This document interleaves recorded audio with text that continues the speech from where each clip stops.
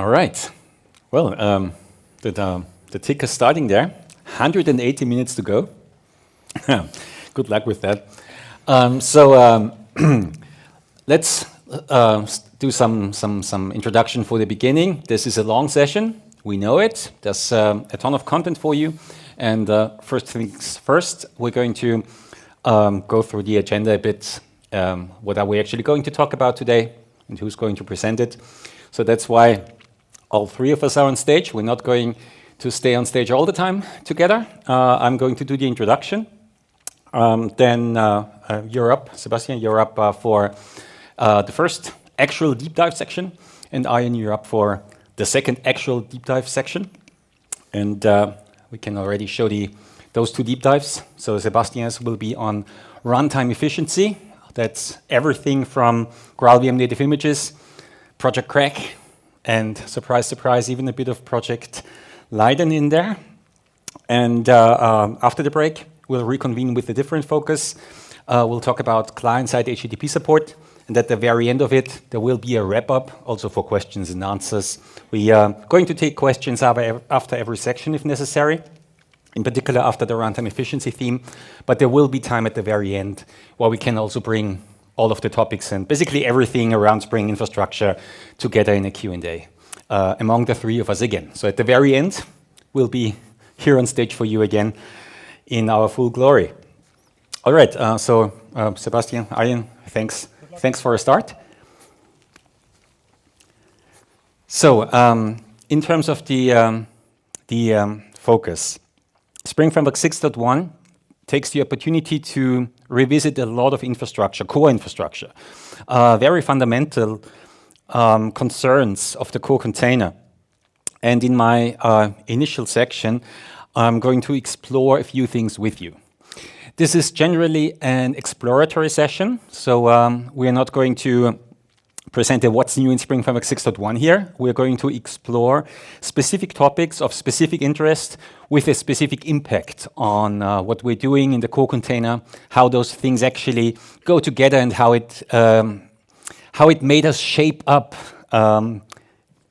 the release that's going out in November here, Spring Framework 6.1 GA. This is why we'll talk about virtual threads for a start. Actually, virtual threads are a bit of a reoccurring theme in this presentation. We'll talk about the async and reactive infrastructure a little bit as well. That really goes together to some degree. And there's some active gap closing in Spring Framework 6.1 in that area as well. And we'll talk about something that we don't often talk about, lifecycle management of Spring components within the Spring core container. So that's basically the initial roughly 30 minutes, 25 to 30 minutes. Then we'll go into the runtime efficiency deep dive, which is going to be very demo-driven, where we'll explore native images, Project Crack, and some AOT on the JVM towards Project Leiden. Then we'll have a break. So the one thing that it actually doesn't say here is between the two deep dives, we intend to have a break for us and for you. We can then see how advanced the time is, but at least 20 minutes of break is certainly easily possible. And we'll just set a time when we reconvene for the final deep dive and for the wrap-up. I'll refer back to that when we actually reach that point. All right. Some initial questions for you, actually. Who's actively developing Spring-based applications? So who's working on Spring-based applications day to day? Quite a few. Okay. Who is not familiar with Spring much at all? Anyone in the audience? All right. This is a rather advanced session, so it obviously helps if you're familiar with many of the things that we touch upon here. All right, so down to the Java platform. Who's already investigated virtual threads or experimented with them? Spent some time with virtual threads in some capacity? All right. Anyone doing native images, GraalVM native images? All right. Now the real challenge comes. Anyone already exploring Project Crack in some form, checkpoint restoring on the JVM? Suppose that's all right. Thank you. I suppose that's going to be a new topic for many, and that's perfectly okay. And for Project Leiden, I guess I don't even have to ask. We'll get to that as we get to that. So, all right, let's move on with our first topic of focus, and that's, of course, very timely. We just saw the Java 21 release, JDK 21, a couple of weeks ago, and Java 21 brings virtual threads as a regular JVM feature. Finally, after a couple of preview iterations. This is a very interesting twist because threads, as they come now, basically come in two incarnations. A platform thread, a traditional operating system thread, or a virtual thread. On Java Lang thread and its builder, you can actually choose which kind of thread you want, but you actually have two incarnations of a thread now. There's also a bit of additional infrastructure provided in the executor service arrangement. So in order to replace an existing executor service setup with a virtual one. But fundamentally, it's two variations of Java Lang thread. The interesting part here is that a virtual thread is, of course, also attached to an operating system thread whenever it performs work. But it has the ability to detach itself from a platform thread whenever it hits a blocking point. So it's never actually blocking an operating system thread. It's basically doing an implicit release of the operating system thread. A virtual thread is then just basically a bit of state that sits around in the JVM, waiting to be continued later on. So whenever the data arrives, whenever the blocking condition is being released, the virtual thread gets reattached to a platform thread, to an operating system thread, and continues from there. So the idea of a virtual thread is surprisingly straightforward. Now, it's a very sweet, straightforward translation of that concept. And it's actually not the first incarnation. Virtual threads have been, there have been several designs trying to address that problem space. It was not always clear that you would get two variations, very transparent variations of Java Lang thread, but that's what we have now.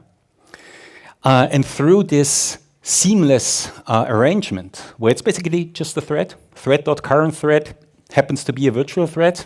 That's what, if you're basically in the position of Java code, you'll find yourself all of a sudden invoked within a virtual thread, right? It's just another environment to be invoked within. And therefore, all of this is seamlessly interoperable, at least in principle. So any kind of code that expects to just run within its caller's thread, just performs its work from there, is a natural candidate to run within a virtual thread. Hopefully with better scalability semantics. All of this is designed for an improvement in scalability for imperative programming arrangements, fundamentally. Now, in a Spring environment, there's of course a lot of traditionally imperative code. A lot of the APIs have blocking semantics. It goes down from the database level, JDBC template, JPA interactions. They are all blocking in nature. The most important aspect of adopting virtual threads in a Spring stack is the servlet container setup. So if you take a traditional Spring MVC setup on Tomcat or on Jetty, it typically runs within a thread pool managed by the servlet container. The servlet container has an HTTP connector. The connector has an executor attached. So whenever a request comes in, it dispatches a servlet thread to Spring MVC's dispatcher servlet, and we basically take it from there. So the most important concern in a Spring MVC application is which thread is our dispatcher servlet invoked within. With Tomcat and Jetty, both of them will have or already have first-class virtual thread setup options, but this is a customizable arrangement, so you could actually do this before in a custom fashion. So basically, flip on a flag in your servlet container setup will make it easier for you in Spring Boot, where there's a bit more of a global equivalent. But fundamentally, it all starts there. Once you have a Tomcat and Jetty setup, with a corresponding virtual thread executor, Spring MVC becomes a very natural citizen in such a virtual threads-based stack. But many of those benefits apply to common servlet stacks in general. Within a servlet container, you'll all of a sudden get the ability to accept a higher number of requests, a higher degree of scalability possibly, a dynamic degree of scalability, where your servlet container deployment basically automatically adapts to the workload that it encounters at runtime. Underlying at the JVM level, it's basically a special fork join pool setup, one operating system thread per CPU core. All of those virtual threads basically get attached to those special fork join pool threads whenever they are ready to perform work. But there can be a very high number of virtual threads currently in blocking state. That's what they are designed for. So if in your systems, in your Spring MVC applications, most of your threads are waiting for something most of the time, then they are a perfect candidate for virtual thread enablement. This doesn't necessarily mean a higher degree of scalability. It may also mean the same workload, but serving it with a smaller footprint, because a high number of virtual threads actually has a pretty small memory footprint in comparison to the same number of operating system threads. So it's also a runtime efficiency concern already by reducing the footprint for serving a specific workload. It also takes away some of the complexity of tuning your setup. A virtual thread stack can just be set up with default conventions. Don't worry about it much further. Don't worry about your thread pool sizing. There is no thread pool. There's basically just a fixed size fork join pool and any number of virtual threads operating on it. You may want to introduce some scalability barriers, so through load balancing or at any point in your system setup, so that basically you have an upper limit of how many concurrent requests your application would even see at runtime, be able to see at runtime, because the traditional limitation through the maximum number of servlet threads is gone. Of course, there are other constraining factors, such as the number of connections in the JDBC connection pool and so forth, right? So limitations in concurrency or active throttling of the runtime concurrency comes in from other angles, but not from the thread pool. So this is Spring MVC on a virtual thread setup, right? A very natural arrangement. And we'll get back to that to wrap it up. But let's switch our perspective for a moment. What about Spring Webflux?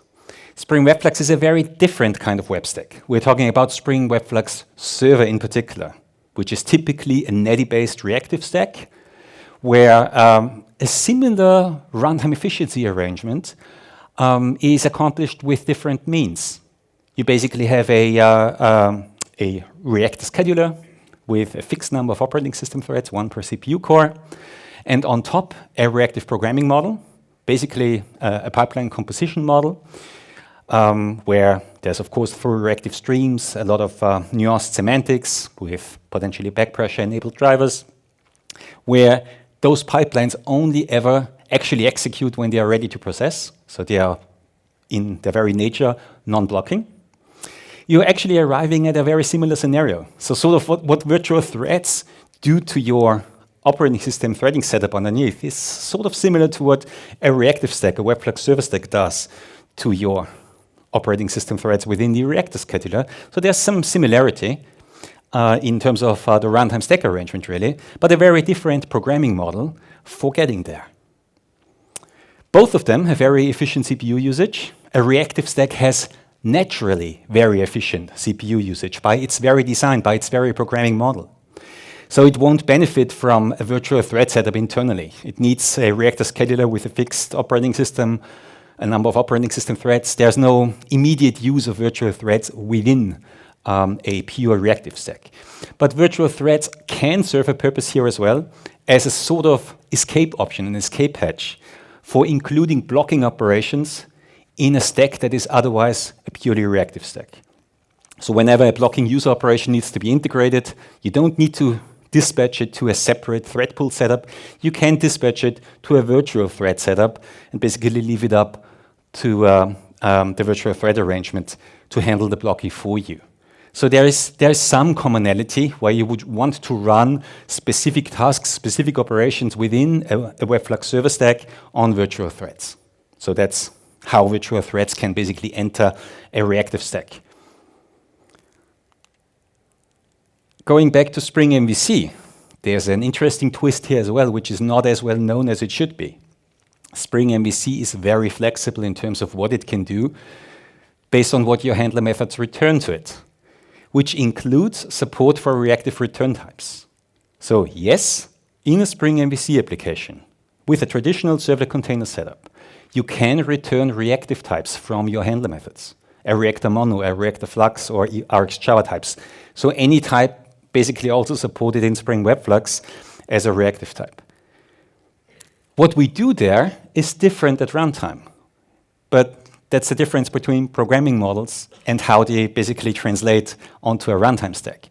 Spring MVC is able to handle the same programming model concept, but it takes your reactive pipeline, changes the servlet request to an async servlet request, a standard servlet feature, and processes your reactive pipeline along with the availability of data on the servlet streams. So it basically adapts it to a servlet container feature. Underneath, it's not a Webflux server stack. It's not a fixed-size pool. It's the traditional servlet container setup and the servlet async processing model that we translated onto. This is particularly useful if most of your handler methods happen to be blocking JDBC, JPA operations, traditional Spring MVC handler methods. But there are some parts in a system where you interact with reactive types. You might have some external data store with a reactive driver. Or you might be using the Spring Web client, so the web client that comes with Webflux, but you might want to use it within your Spring MVC stack. That naturally works because Spring MVC naturally understands reactive pipelines as a return value from a Spring MVC handler method. In order to make that possible, and that's a great feature in its own right, Project Reactor, the reactor jars and the reactive streams jars need to be present in the system. So you need to have, it's basically a servlet stack with some reactor enablement on the side. You can have that and have a sort of unified stack that is able to do blocking and non-blocking operations side by side with it, with Spring MVC on Tomcat. For all other purposes, so if you're not using that specific arrangement, if you do Spring MVC with traditional Spring MVC handler methods only, no reactive types to be found in your system, then Spring MVC can serve as a lean servlet container-based stack. In combination with a virtual thread setup, it's a very lean virtual threads-enabled stack, a very natural alignment with the way that virtual threads work. There's no reactor on the class path, unless you choose to use it. There's no reactive streams on the class path. There's basically your Tomcat or Jetty with a virtual thread-enabled executor, Spring MVC's traditional stack on top of it, some JPA, JDBC providers underneath. That's a very lean stack with optional reactive options as you happen to need them. So when evolving this further and you need to integrate with some reactive drivers, it's immediately possible. Put Reactor onto your class path and move on from there. That leads me to a very related topic. Asynchronous and reactive infrastructure has been revisited in Spring Framework 6.1, to some degree completed in Spring Framework 6.1. We, of course, ever since the introduction of reactive programming to the Spring programming model in Spring Framework 5, we had a lot of reactive options across the board, but there were some gaps and some inefficiencies in places. So to set the goals, we are actually aiming towards two distinct goals. We support completable future-based arrangements, so traditional Java util concurrent completable future arrangements, wherever possible with immediate handoffs, so without a reactive stack. So as a simple way of thinking about it, wherever you can use a reactor mono or flux, for example in Spring MVC, wherever you can use that, you can also use a completable future return value, if that is sufficient for your purposes. Or if you naturally happen to have that because the driver that you're calling returns a completable future to you. Just pass it through Spring MVC, through the handler method, Guess what we're doing? We translate it to a servlet asynchronous thread, just like what we would do with a reactive return type. We have the same flexibility in several endpoint models, so also for Spring messaging handler methods, and all of its supported targets. So that's one focus, completable future support in all applicable places in a lean fashion, so without requiring extra infrastructure. Fundamentally, it's all about the method that you declare. So we basically look at the application declared method and see what it wants to do, right? What it wants us to do. So from a framework perspective, we see an application declared method, the method returns a completable future, we try to do the best we can to adhere to the semantics of that method, of that completable future return value. If the method returns a reactor mono, we know what to do with it. If the method returns a traditional model in view, if the method is just void, we know what to do with it, right? So it's all about the user declared, the application declared method. And we translate it in the best possible form to the runtime stack that we're on. So in Spring MVC, we know what to do with it, servlet async requests. In Spring Webflux, we adapt to the underlying reactor stack. So we can also adapt Rx Java types or completable futures onto the reactor stack. So there's always a bit of a distinction here. The programming model concept that you choose to use and the runtime stack that you're trying to translate it onto. In Spring Framework 6.1 specifically, to give some concrete examples, there's a couple of areas where we kind of close the gap. For example, in the caching arrangements, the caching SPI that was used, or that has always been used for @cacheable and the entire Spring caching infrastructure, has never been really asynchronously enabled. There was never an asynchronous mode, only a synchronous mode. So we didn't actually have support for asynchronous or reactive return types there. In Spring Framework 6.1, there is now an SPI. It's completable future-based, implemented by Caffeine Cache Manager with Caffeine's underlying support, also implemented in concurrent Map Cache Manager in a best effort fashion.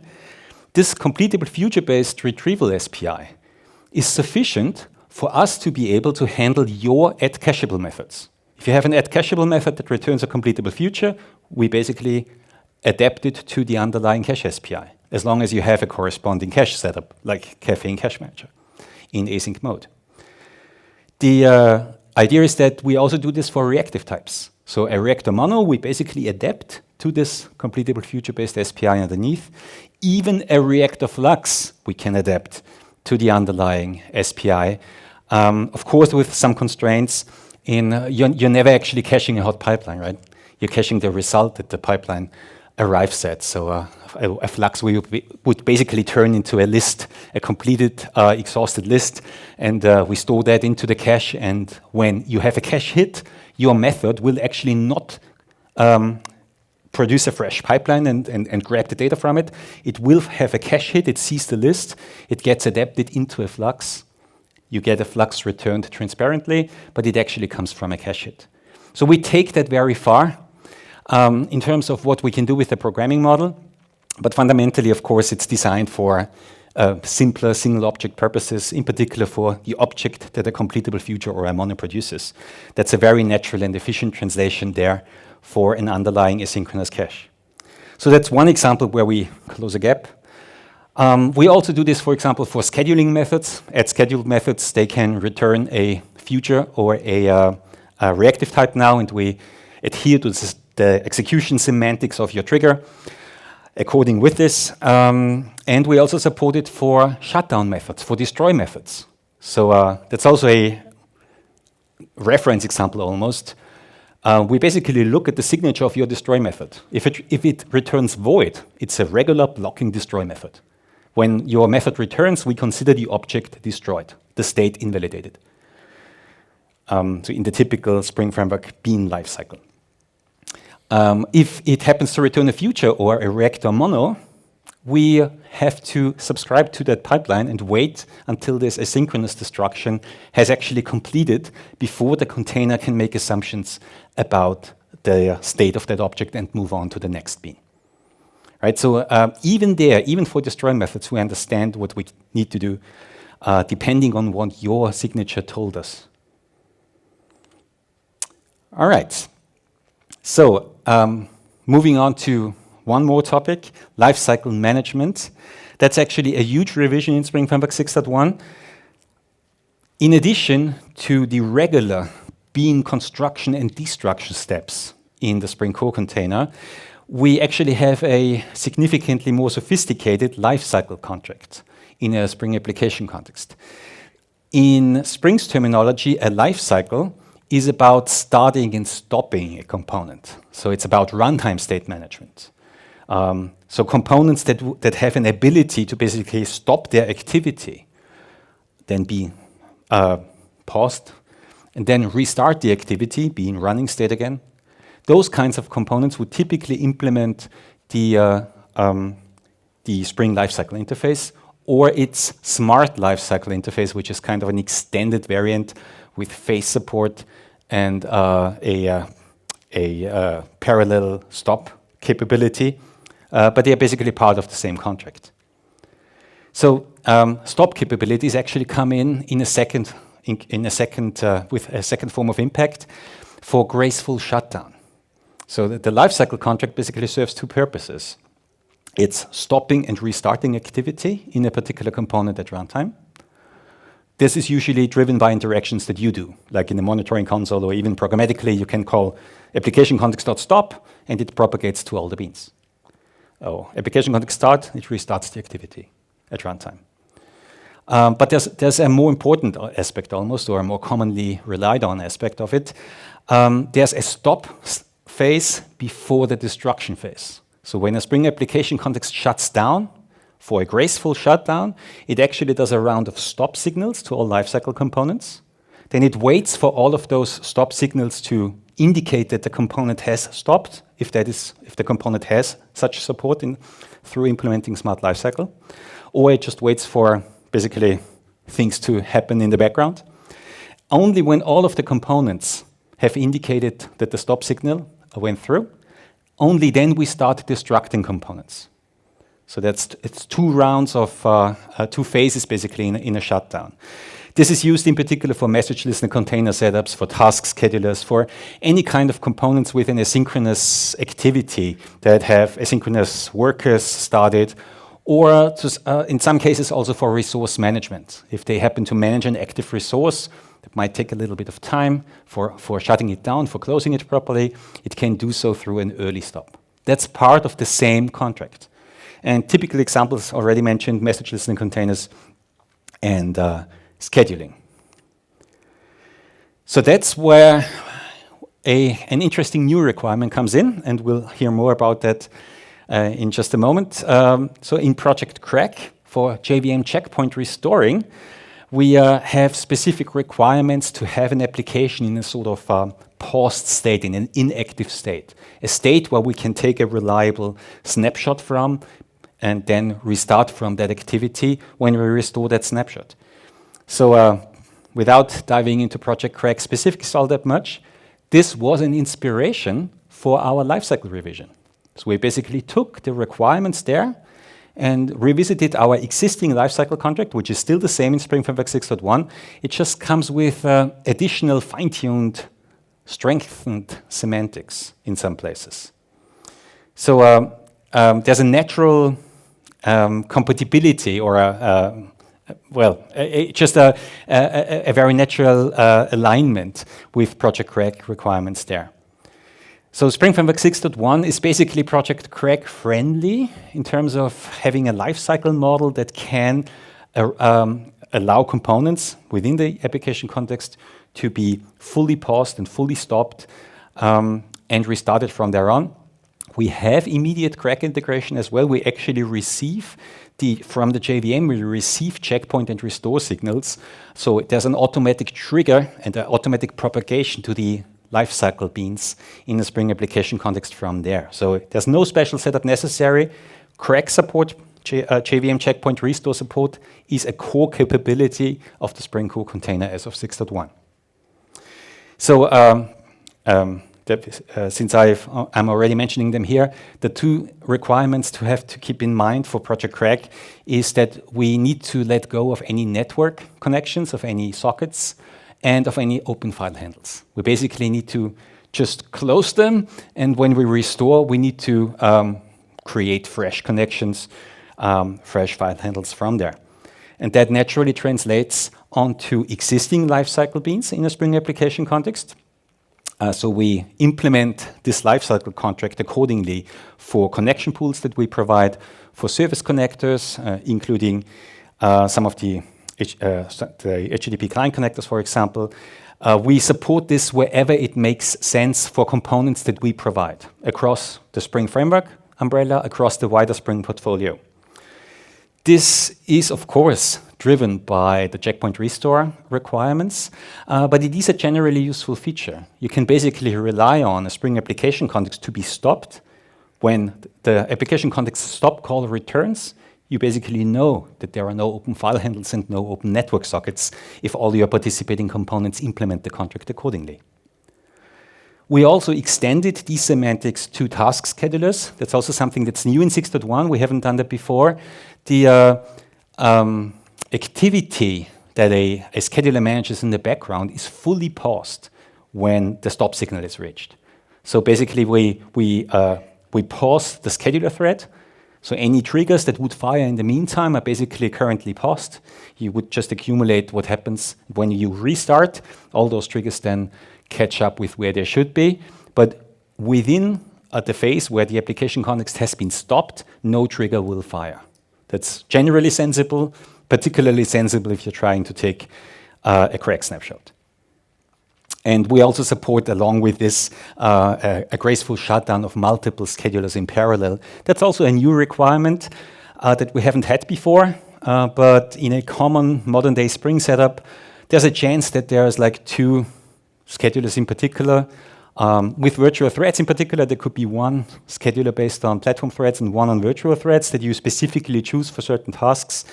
And we have a model now in place where those automatically shut down in parallel, not one after the other.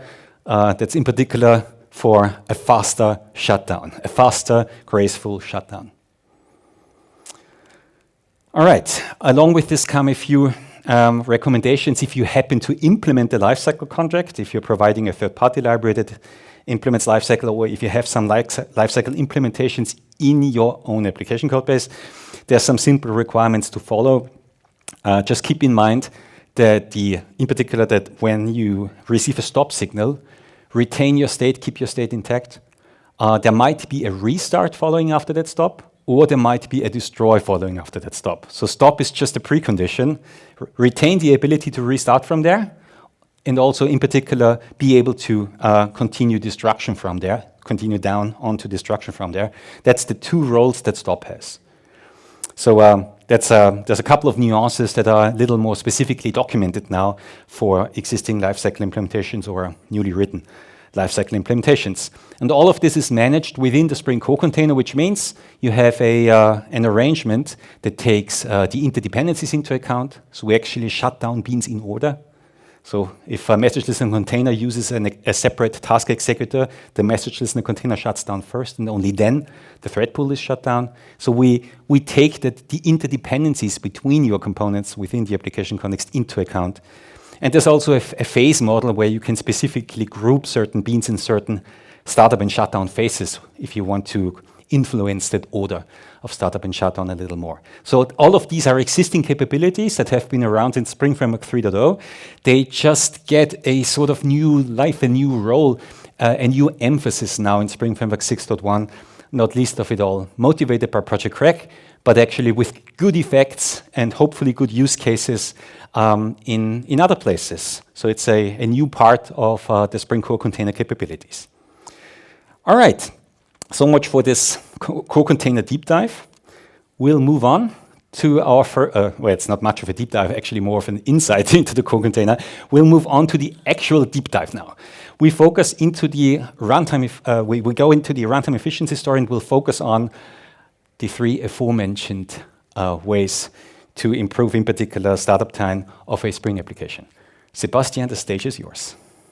Thanks, Juergen.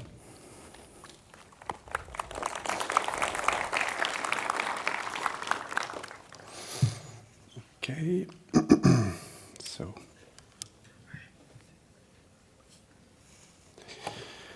Okay, so hello everybody, I'm Sébastien Deleuze. I'm a Spring Framework core committer. I have been working on various topics like introducing Kotlin support. I have been leading the Spring Native experimental project that introduced GraalVM native support in Spring. And today I'm going to talk about various ways to improve your runtime efficiency for your Spring applications. So first, why do we care about efficiency and specifically runtime efficiency? I think we all want to optimize the cost of running our application in the cloud or on-premise. Running our application with lower CPU, lower memory requirements is good for sustainability. And it's sometimes a bit challenging to make the JVM a good Kubernetes citizen, especially compared with other technologies like Go.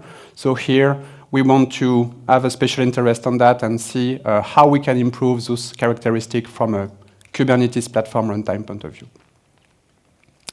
So we are going to have mainly demo-driven session, like Juergen said. We are going to begin to talk about GraalVM native image support. We are going then to talk about Project Rack, which allow to do a checkpoint and a restore of a JVM application. And we are going to finish by some experimentation around AOT on the JVM. So AOT is for ahead of time optimization, combined with Project Laden, which is a project to optimize efficiency of on the JVM. So let's go to the demo. So I'm going to switch to presenter mode, okay? Okay, so we are going to have a look to this Pet Clinic version. So it's a Spring Data JDBC version of Pet Clinic. So nothing unusual. This is a regular sample application that we use to demonstrate some capabilities. So you have a Spring Boot application that is using some classes. So we take advantage of Java 17 records, for example. You have a controller. And yeah, this is just designed to be a regular Spring Boot application. Here I'm using Gradle Kotlin DSL to basically describe your application. So you can see this is a Spring Boot 3.1 Spring Boot application, nothing unusual. So we are going to start by something pretty classic. We are going to build this application on the JVM to check our tests are fine. And we are going to run this application with the regular java-jar thing. So for that, I'm going to do that, java-jar build libs spring.clinic.jar. And here we have a regular startup with the JVM. And you see that, yeah, we have application that start in 1.4, 1.6 seconds if we take into account the process. So this is a regular way of starting Spring Boot application, okay? So now we are going to start our application with, compile our application with GraalVM native image to improve the efficiency, so start faster and consume less memory. So in order to do that, I'm going to check out a native branch, like that. And I'm going to check what are the specific points of this native application. What do I have to change in a regular Spring Boot application to compile to native? So the first one is that we are adding this GraalVM native build tools plugin, which will allow to compile your application to native using, for example, Gradle, native compile, something like that. So there is a Maven plugin, a Gradle plugin, you add it, and for Spring Boot, this is a signal that you want to compile your application to native. So this is the first prerequisite to get native support.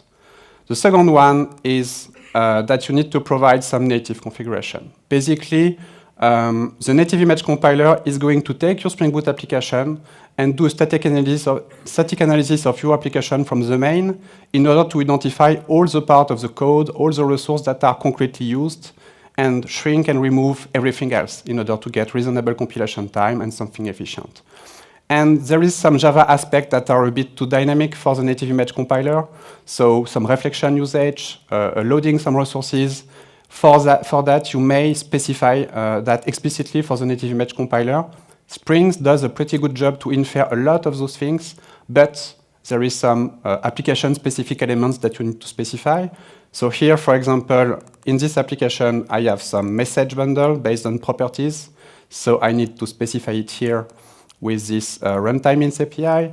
So if I have a look to my runtime ins API, this is an API that Spring provides to allow you to specify some additional reflection entries using a nice API. You can also provide, specify some resources, GNI entries, JDK dynamic proxies, and serialization. So basically, what the native image compiler and Spring Inference can't guess by design, you will be able to specify it.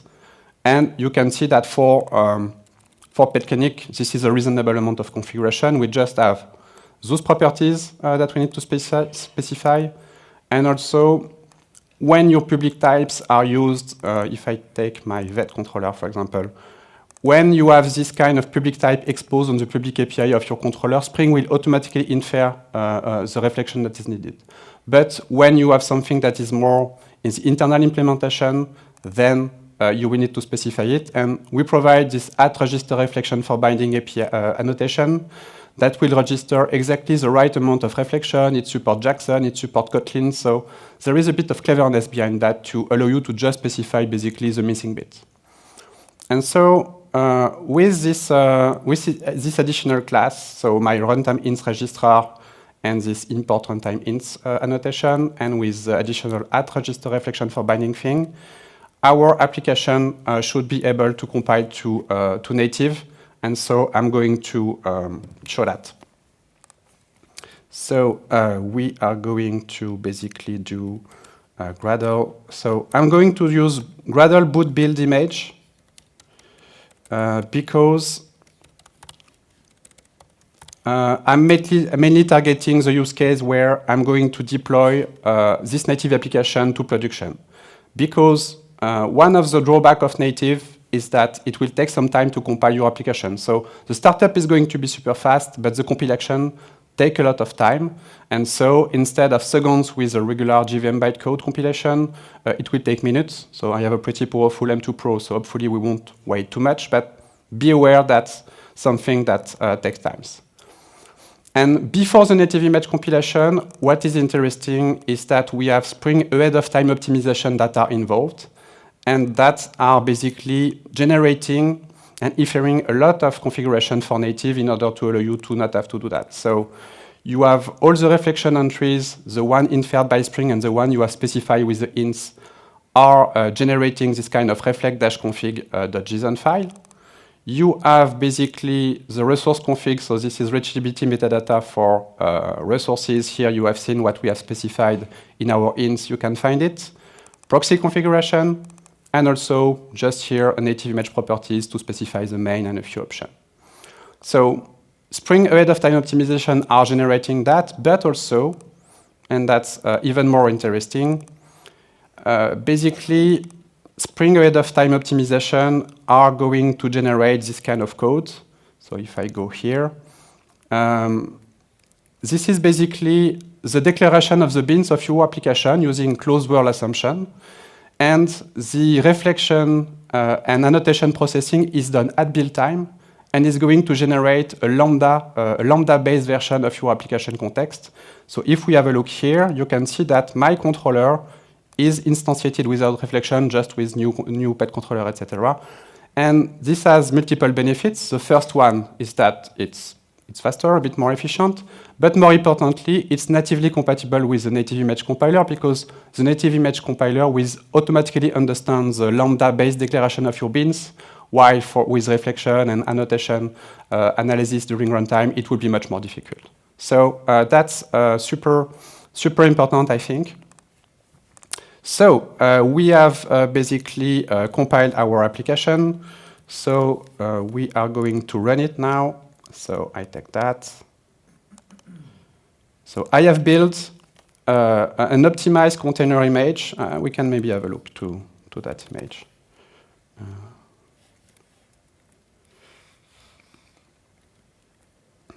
So, excuse me. So if we have a look to this image, so the container image that has been created, we have a base layer of a super optimized and tiny operating system, Basically, glibc, OpenSSL, and a few libs, less than 20 megabytes. And then we have our application, so a native executable, no OpenJDK distribution, nothing, so just optimized base layer with the OS and the application, and that allows to have a pretty efficient runtime. We can basically run that one. So I'm going to run this application. Okay. So you can see that our application is starting in a few milliseconds, and this scales in production. Here I am on my powerful laptop, but if you start it on a 1 or 2 CPU machine in production, you will have the same millisecond startup. So I think that's pretty nice. If I'm basically going here, okay, I have my pet clinic application running on native as I would have on the JVM, and that's it. So this is our native support, and you can use it to improve the startup time, reduce the memory consumption, and that's leverage the Spring Red of time optimization. You may have heard that the throughput, the performance of native is lower than the regular JVM. That's true because there is no JIT, no just-in-time compilation. So basically, the runtime with the GraalVM Community Edition, the regular one, is basically a bit slower than the JVM. But be aware that so GraalVM Enterprise Edition was previously a paid option. It is now free with some limitation. So I'm not a lawyer, but basically what I have understood of the license is basically as soon as you run services, deploy it in the cloud, you are fine, but you can't sell the artifact. So you can't sell the native executable. You can't sell the container image that you have created with Oracle GraalVM, which is the new name of this GraalVM Enterprise thing. And the performance are better. So if you are not having support, etc., if you don't want to pay the Oracle GDK license, etc., is fine. You can use this kind of let me check. Yeah, you can basically run. You can basically build your Spring application with Oracle GraalVM. So currently, I use a Dockerfile to do that. But basically, there will be build pack support if the proposed feature has been accepted, will be accepted. So let me check native Oracle GraalVM.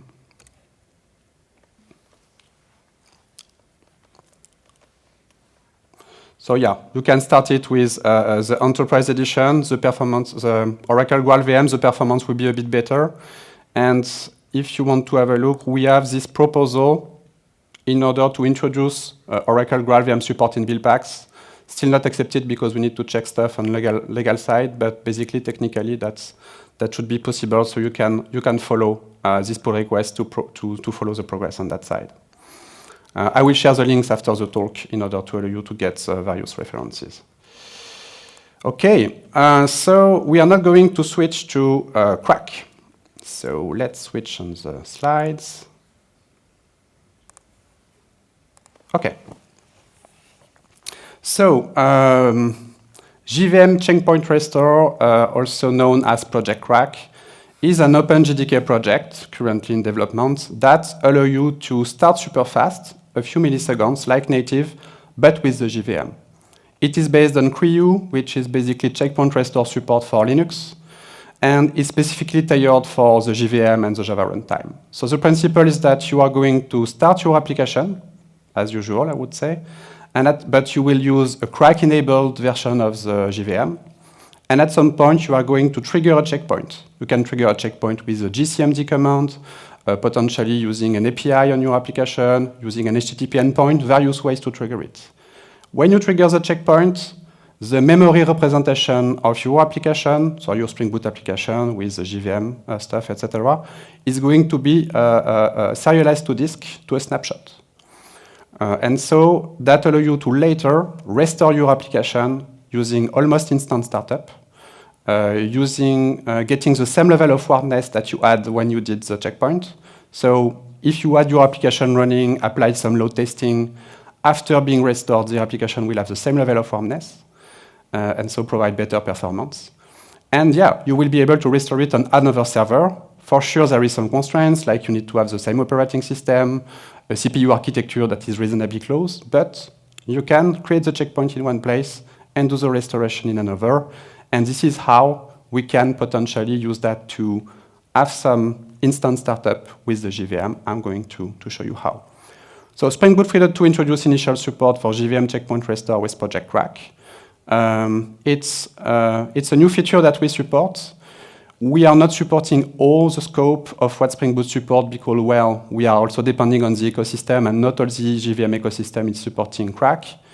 Basically, the important point is that we are adding support when there is some socket, file, thread pools involved, basically. So for example, with Tomcat, we need to, when we are going to do the checkpoints, stop Tomcat, make sure that there is no connection used, and when we restore the application, basically reopen everything.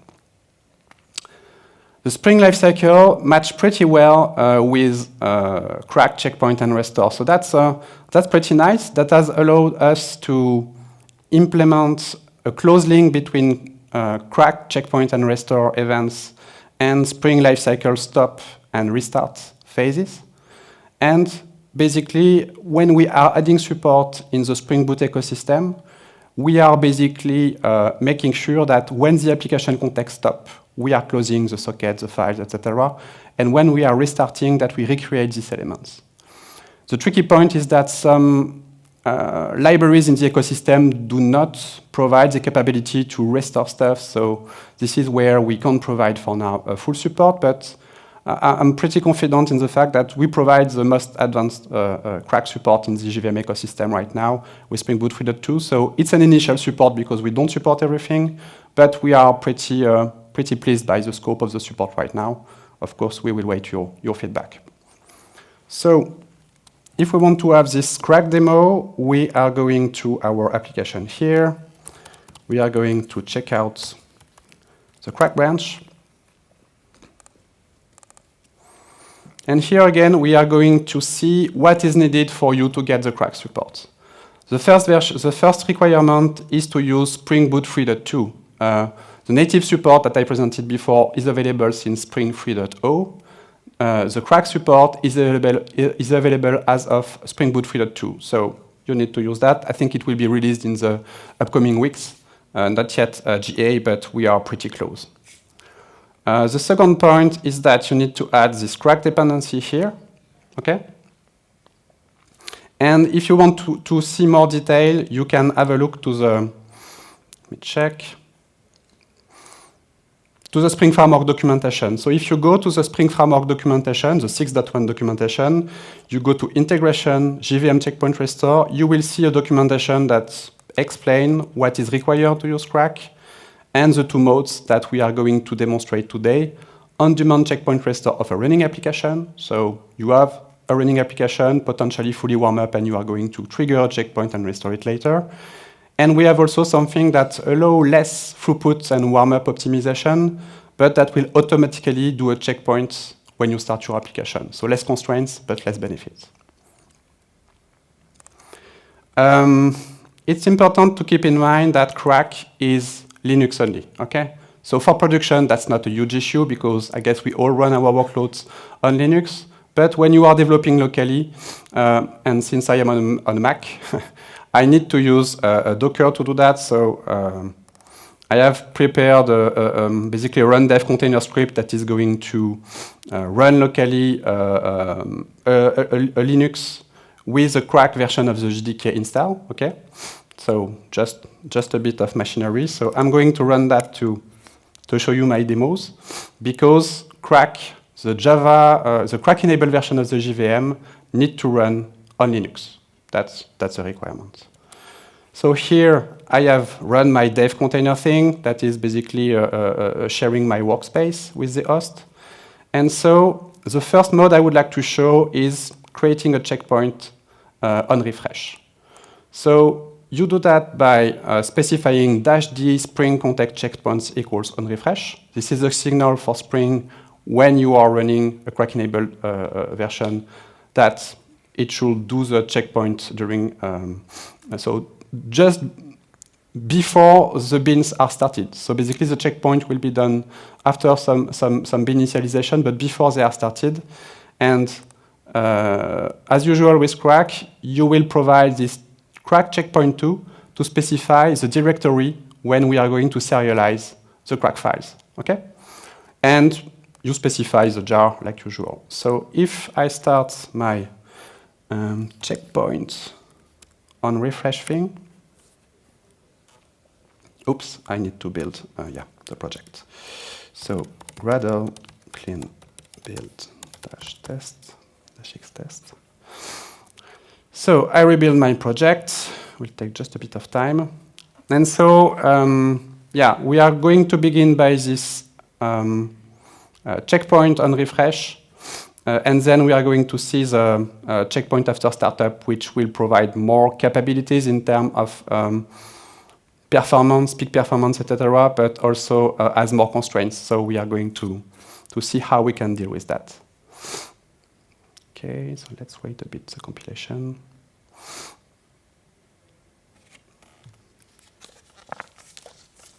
Use that opportunity to drink a bit.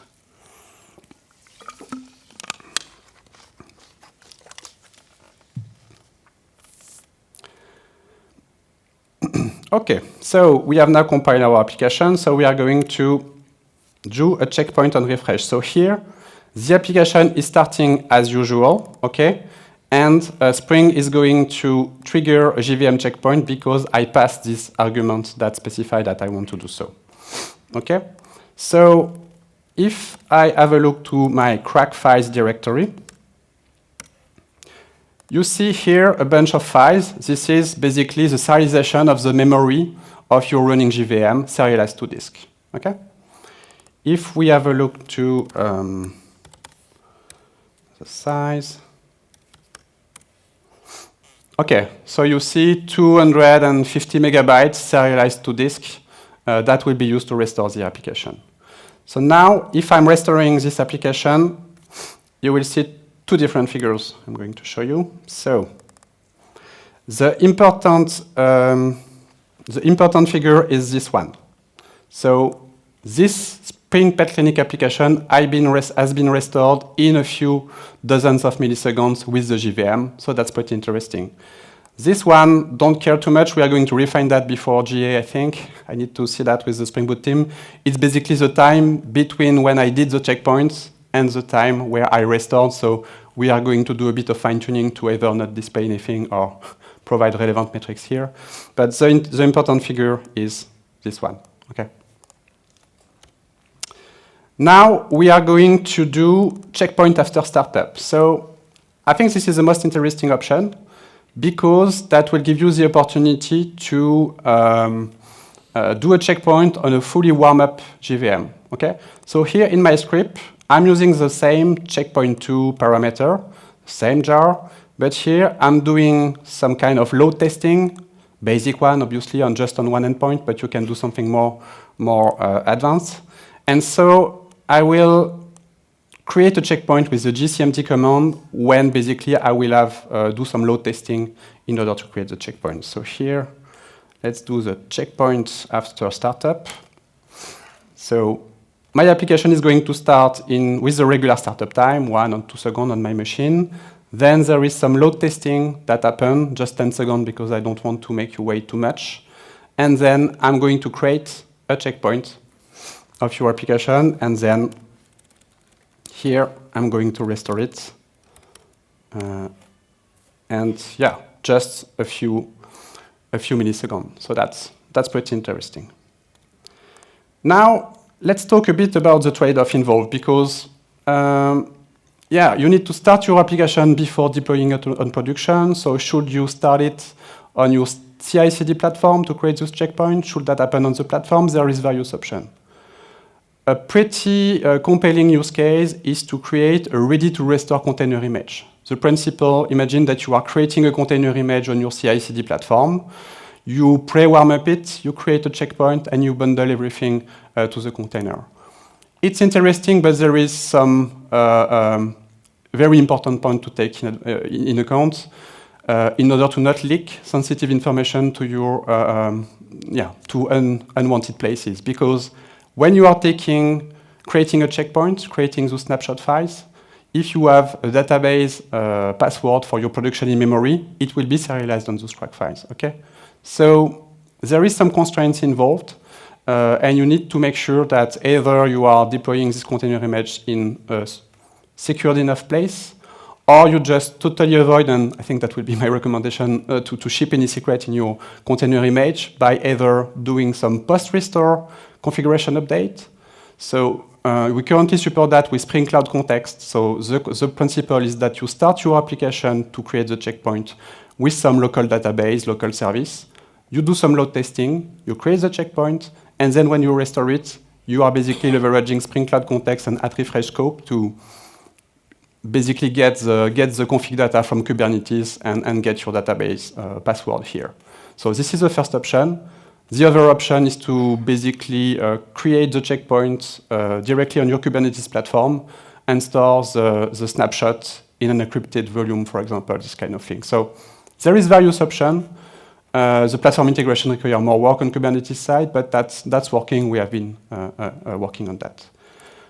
Right now, I'm just going to show you a simpler option, like I'm not managing those kind of issues. So I'm going to create a ready-to-restore container image with that script. And I'm going, okay, so I think it was cached. Oh, yeah, it's building that thing. So it's going to be built. So here I am outside of my dev container, and I'm just running Docker. I can show you the scripts, basically. So when there is no crack files, basically, I'm doing some load testing and triggering a checkpoint, okay? And when my application will be restored, I will just use crack restore from and restore it super fast. So I'm currently creating it. And then I'm going to deploy it on production to show you that that's possible. So, okay, let's just maybe check that it's working locally. So locally, that works. I'm going on production, okay? So here, I'm going to deploy that on Azure Container Apps, but you could deploy it on your Kubernetes platform. If you want to deploy it on your Kubernetes platform, be aware that there is some Linux capabilities to be specified if you want to run it without a privilege, because this is what you want likely on production.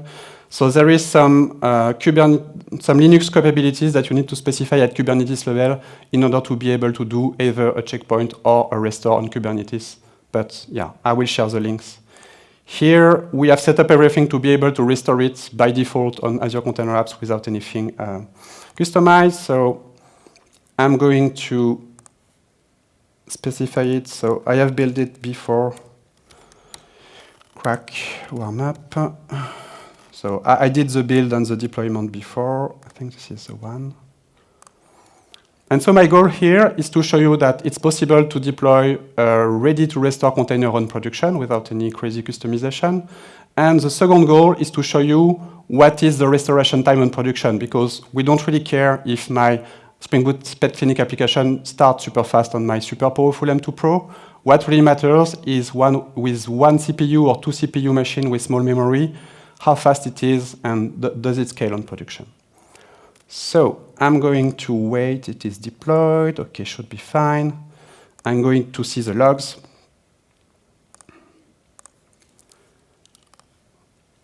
Okay, I'm going maybe to improve a bit zoom.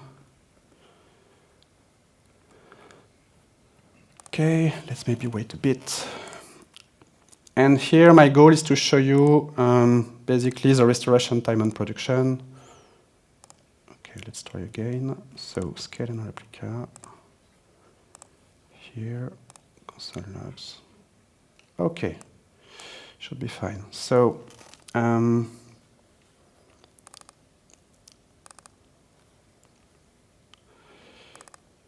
okay, should be able to see it. So here Yeah, I'm going to reduce a bit the zoom. So here you can see that we are basically, yeah, better. So we are restoring this application in less than 400 milliseconds on production with the JVM. So I think that's pretty interesting because with the JVM, you don't have the compatibility issues that we have with native. You are losing some benefits, like you have the same memory consumption than a regular JVM because the crack-enabled JVM is still a JVM, but you are able to start in less than a second. You are able to scale to zero and shut down your application. So various Kubernetes platforms like Knative, Keda, or Azure Container Apps are basically scaling to zero when your application is not used. So for back offices used half of the time, for macroservices behind caching, for staging environment, or just to avoid to deploy 2 instances per service for high availability, I think this is pretty interesting. Okay, so I think that's good for crack, and we are now going to explore a bit AOT, so ahead of time optimization with Spring Boot. So you may not be aware, but the Spring AOT optimization that are designed for GraalVM native image support, they can also be used on the JVM in order to improve the startup time by 15%, basically. And so there is this section of the Spring Boot documentation that explains first that you should potentially extract your executable jar on production to have faster startup, and also the fact that you can use the AOT mode on the JVM to improve even more the efficiency. So we are going to see that in our application. So the first thing I do, this is automatically done when the native build tools plugin is detected with native. I'm going to use the AOT plugin available on both Maven and Gradle. And I'm going to do 3 variants. So first, let's run our application with just the regular executable jar. Okay, we are starting in 1.7 seconds. Then we are going to follow the recommendation of the Spring Boot application for an efficient deployment, and this is what we do on build packs. We are going to explode our executable jar and just run it with the class path on file. So if I do that, and we recommend to do that for every production-based deployment of Spring Boot, you will start faster, 1.4 seconds. Now I'm going to add something else. I'm going to enable this AOT mode that I have created the metadata with the AOT plugin. And so if I do that, run exploded with AOT mode. Oops, I need to rebuild my application, sorry, I forget. So clean build -x test. Sorry. Okay, should be faster than on the container. Okay. And now you can see that I'm starting in 1.2 seconds, just using a regular JVM, just using AOT optimization and the exploded mode. So that's pretty compelling. And this is totally usable right now with Spring Boot 3.0 or 3.1. Now, like Juergen said, we have a little surprise. So we have been collaborating a bit with the Project Leiden team that has done some benchmark with Spring Pet Clinic and using the Project Leiden optimization plus the Spring ahead of time optimization together. And so I'm going to show you a demo of that. So remember, we are at 1.2 seconds locally. And here I'm going to use an OpenJDK build of Project Leiden. So Project Leiden is an OpenJDK project that intends to reduce the startup time and improve the warmness of your application, the speed of warming up the application on the JVM. And so we have built a special version of that branch. And I'm going to show you how fast it allows to start your Spring application combined with the Spring ahead of time optimization. And I think a very important point is that there is much less constraint than native or crack, because crack or native allow to scale to 0 and have a few dozens of millisecond startup, but there is quite big trade-off involved. Native, you have long build time, you have compatibility issues, and crack, you have basically, you need to take care about not leaking secrets, etc. And it's perfectly fine if you are taking care about those trade-offs, but this is a significant entry point. So here I'm going to show you, basically, we are going to run a first training run. So this will not run your main methods when Project Leiden will be finished. So the goal is that your OpenJDK Project Leiden will automatically optimize your application without running the main. And that will allow you, using basically CDS plus AOT caches, to run that in an optimized fashion on the production. And so if I'm using all those optimizations together, so here I'm going to run first the training run and then the, so you can see that Pet Clinic is just almost half in a second, which is a very big improvement compared to what we have with crack, with the regular JVM. So it does not necessarily allow to scale to 0 and reach the sub-second level in production, because that may be too much. But if we can get 3x or 2x faster startup time for our Spring application, and if we can basically increase how fast the JVM will warm up, I think this is a pretty nice feature that potentially everybody would like to leverage. So yeah. I have finished to present that. Thanks for your attention, and we can maybe answer to a few questions before the break. So if you have any questions. Yeah, so you can find we will share the links, but basically if you take a picture of that, that will bring you to the list of the links that are basically available for this part. And we can answer to your question related to crack or native or Project Leiden or efficiency if you want. Not sure if there is a microphone for the room or not, or if we should repeat questions. Should we repeat? Okay, we will repeat. Yeah, sure. For the last part, it was not clear to me what you had to do different at build time, because you only showed the Java command. Yeah, so for the last demo, basically what you do at build time is that you are going just to build your regular application. And ideally, for the target, you will perform those Project Leiden pre-main optimization ahead of time on your CI/CD platform, and then you will just do the optimized run. Here in my demo, because this is very, very early stuff, I run the training run and the optimized run in a row in order just to show you the figures. But the target is really to not having to run the main of your application, like crack, for example, to do the training run, and to restore potentially on a different machine in order to just have the, you divide by 2 or by 3 the startup time, and you have better warm-up characteristic without that much constraints. Is it okay? Yeah, okay.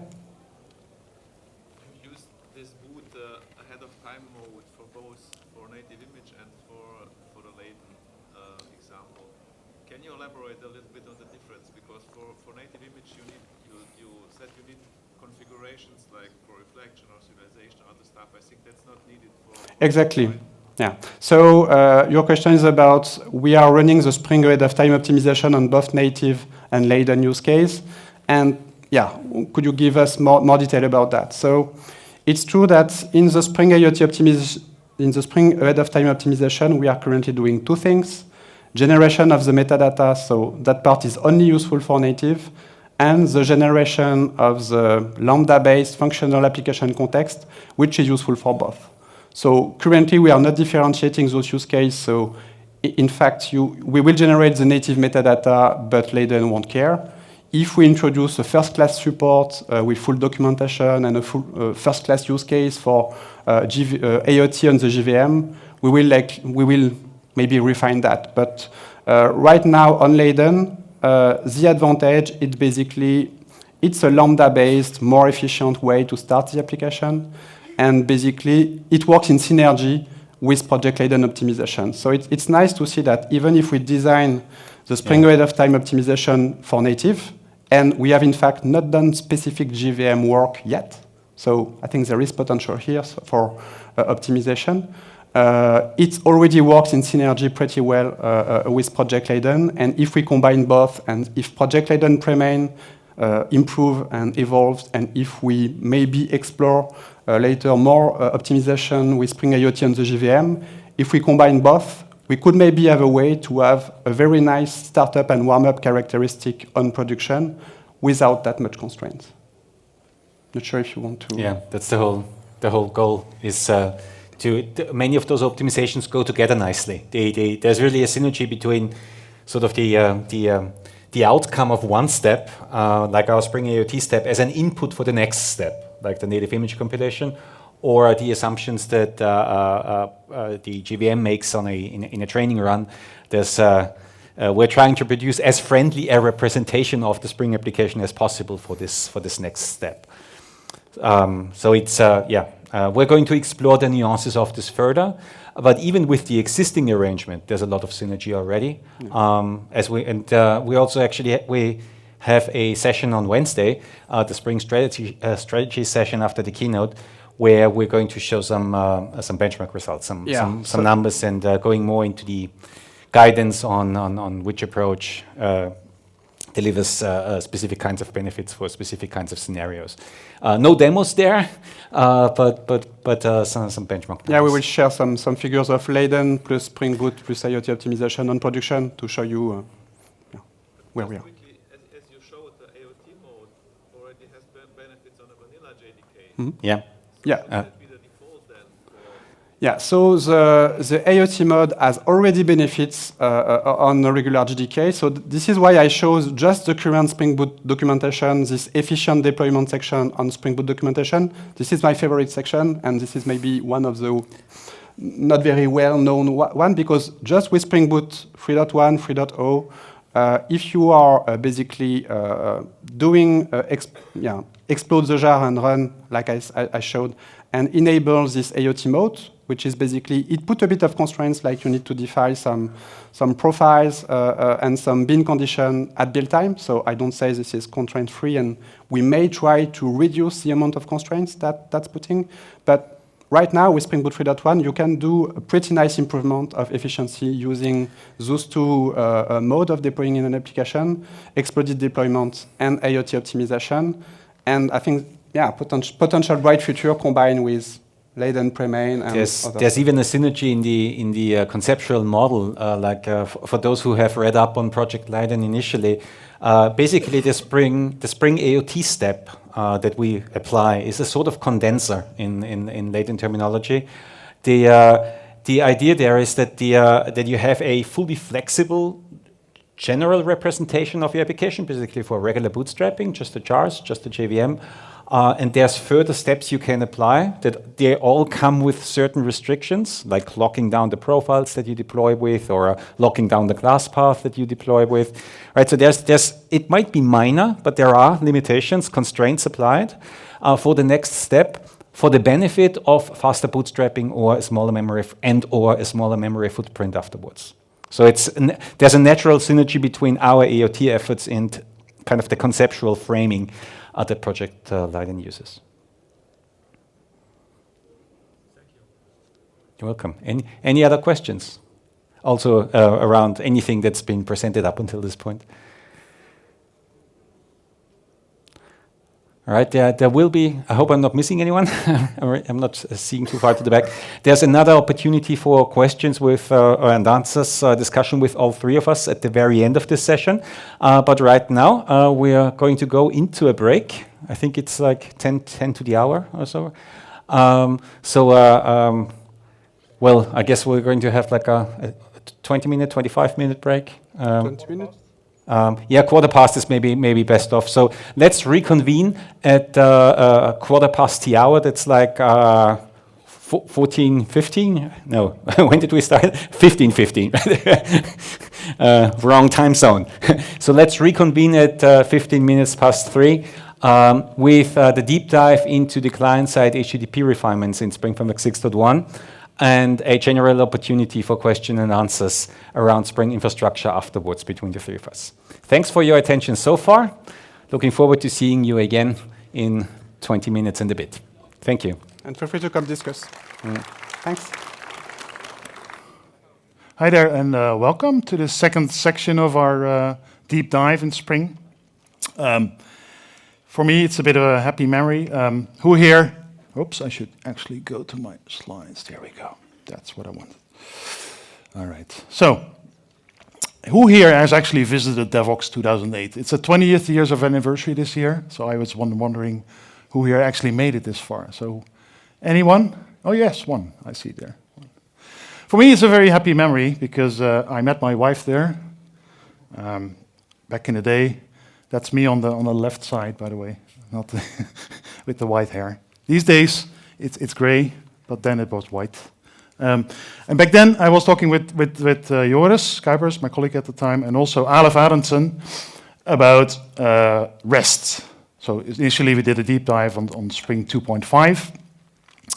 And now we are, the second talk we did was about Spring 3, so the upcoming REST improvements there. You can see a little bit on my slide deck when I talked about URI templates. And I thought it would be a little bit interesting, at least for me, hopefully also for you, to see how we actually, what did we do since that time, right? Starting off with REST template, going from there, starting off with Spring or DevOps 2008, I should say. Yeah, let's go from there. One more thing, I mentioned my wife. I also have some children. One of my children gave me this morning. I had to show it to you. This is the #1 prize. So if you only vote for my talk as #1, then you won't disappoint my daughter. That's the only thing I'm asking for you. Also, second thing, if you take a picture of me with this in the background, and in 15 years' time, I have another presentation where I can show that slide. So we have a little Droste effect going on, where each 15 years I can take another picture of the slides that I presented at that time. So please. Anyways, I'm going to start a little bit, like I said, with the REST template. So 15 years ago, we introduced the REST template at the time as a sort of a primary HTTP client. I'm guessing most of the Spring users here have used the REST template. Let's see a show of hands. Who here has used the REST template? Yeah, there we go. That's a vast majority, I would say. So at the time, really what we offered was, it was convenient, right? You could transform any kind of HTTP message into a Java object using these message converters. And we had those converters, we're using those both on the server side with MVC, but also on the client side. So it was a core abstraction. We tried to make it consistent, right? You had your JDBC template, you had your JMS template. There was a whole bunch of templates in the JDK at the time. And the idea was that you have this central template class, which with you could access your remote services. In this case, a RESTful web service. In a JDBC template case, obviously a database. The REST template was opinionated at the time. We tried to enforce RESTful best practices. For instance, there's a method on there called post for location, where you are doing a post, an HTTP post, and you get back the location header of the response. That's a very typical, I would say, RESTful pattern where you post a new entity to the server, you get back the location header where it's going to be located. And that's all fine and well, but in practice, it sort of proved that these convenience methods that or the best practices that we sort of envisioned at the beginning, now 15 years later, a lot of people are just using the basic exchange methods on the REST template just to not really care about this opinion, just want to have a more hands-on feeling, not really care about those best practices anymore. Another nice thing about REST template at the time was that we had this REST factory abstraction underneath. So we have a basic abstraction over all kinds of HTTP client that we can abstract from initially. That included, the default was a simple URL connection based on HTTP URL connection. But later on, we also allowed for HTTP clients, Okta, and now we have a whole range of those. Talk about it later. So that's the upsides, right? Now, I like criticizing my own stuff. It's very easy. So what was the downside of REST template? What is the criticism you had? I heard from other people. So one thing was It's overloaded. Too many overloaded methods. Right? Here's a little proof of that. There's just too many methods. You can see that for each, there's some patterns here. You can see that for each variant, so let's take, for instance, right in the middle, it says head for headers. And you can see that there's basically 3 variants. Right? There's one variant with a URI object. There's one variant with a string URL object, and then URL variables. And then there's a third variant with a map with a string as well. So essentially for each, we got a lot of user requests for new additional methods in the REST template, right? So you're okay, I want to do this. Can you expose a method that does this for me, that does a post with an object back, for instance?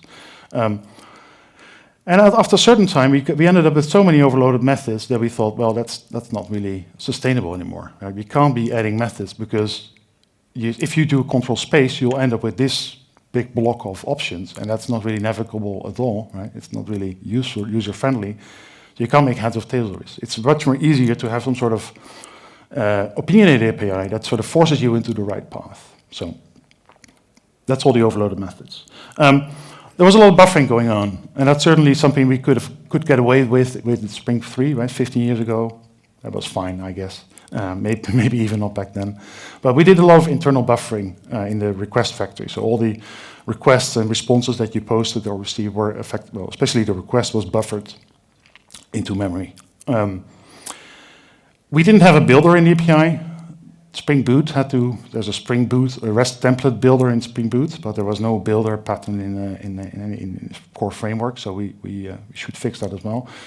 The name was a bit of a downside, right? If you really think about it, it's not that RESTful. The REST template doesn't do any kind of links interaction, right? There's no hypermedia interaction, which is quite important for any kind of RESTful interaction. So on retrospect, maybe not that good. However, that name did give us some nice opportunities. We'll talk about those later. And finally, with regards to error handling, there was one little error handler in the REST template, and that was all you got. You sort of used that default error handling, or you had to write your own. There was no in between. You couldn't really say, I want to have specific error handling for this status code. That wasn't possible. Then, obviously, jumping forward here, we're going to go to Spring 5. So 2 releases later, we introduced the reactive web client. So looking at all those downsides, we're going to take a little look at see how the web client overused this. So let's do another raise of hands. Who here has used the web client, I should say? There we go. That's almost half as well. So we fixed the things. Right? The overloaded API, I showed you that whole page of methods. We fixed that in terms of a fluent API. So rather than giving the HTTP method, the URL, and every kind of argument in one method, you're basically giving a sort of like I said, a fluent API that goes through the available options and just is a lot easier to use, right? In terms of control space, right? Lazy developers, you use control space, I do, to see what's available. The previous slide that I showed you where you have this whole list of things available is not very user-friendly because there's too many choices. You have to cut those down. So we did that in the web client. We didn't buffer. We have a whole new API that does a connector API that didn't do any kind of buffering. We had our own builder. The web client has its own builder API, so no more need to do that in Spring Boot.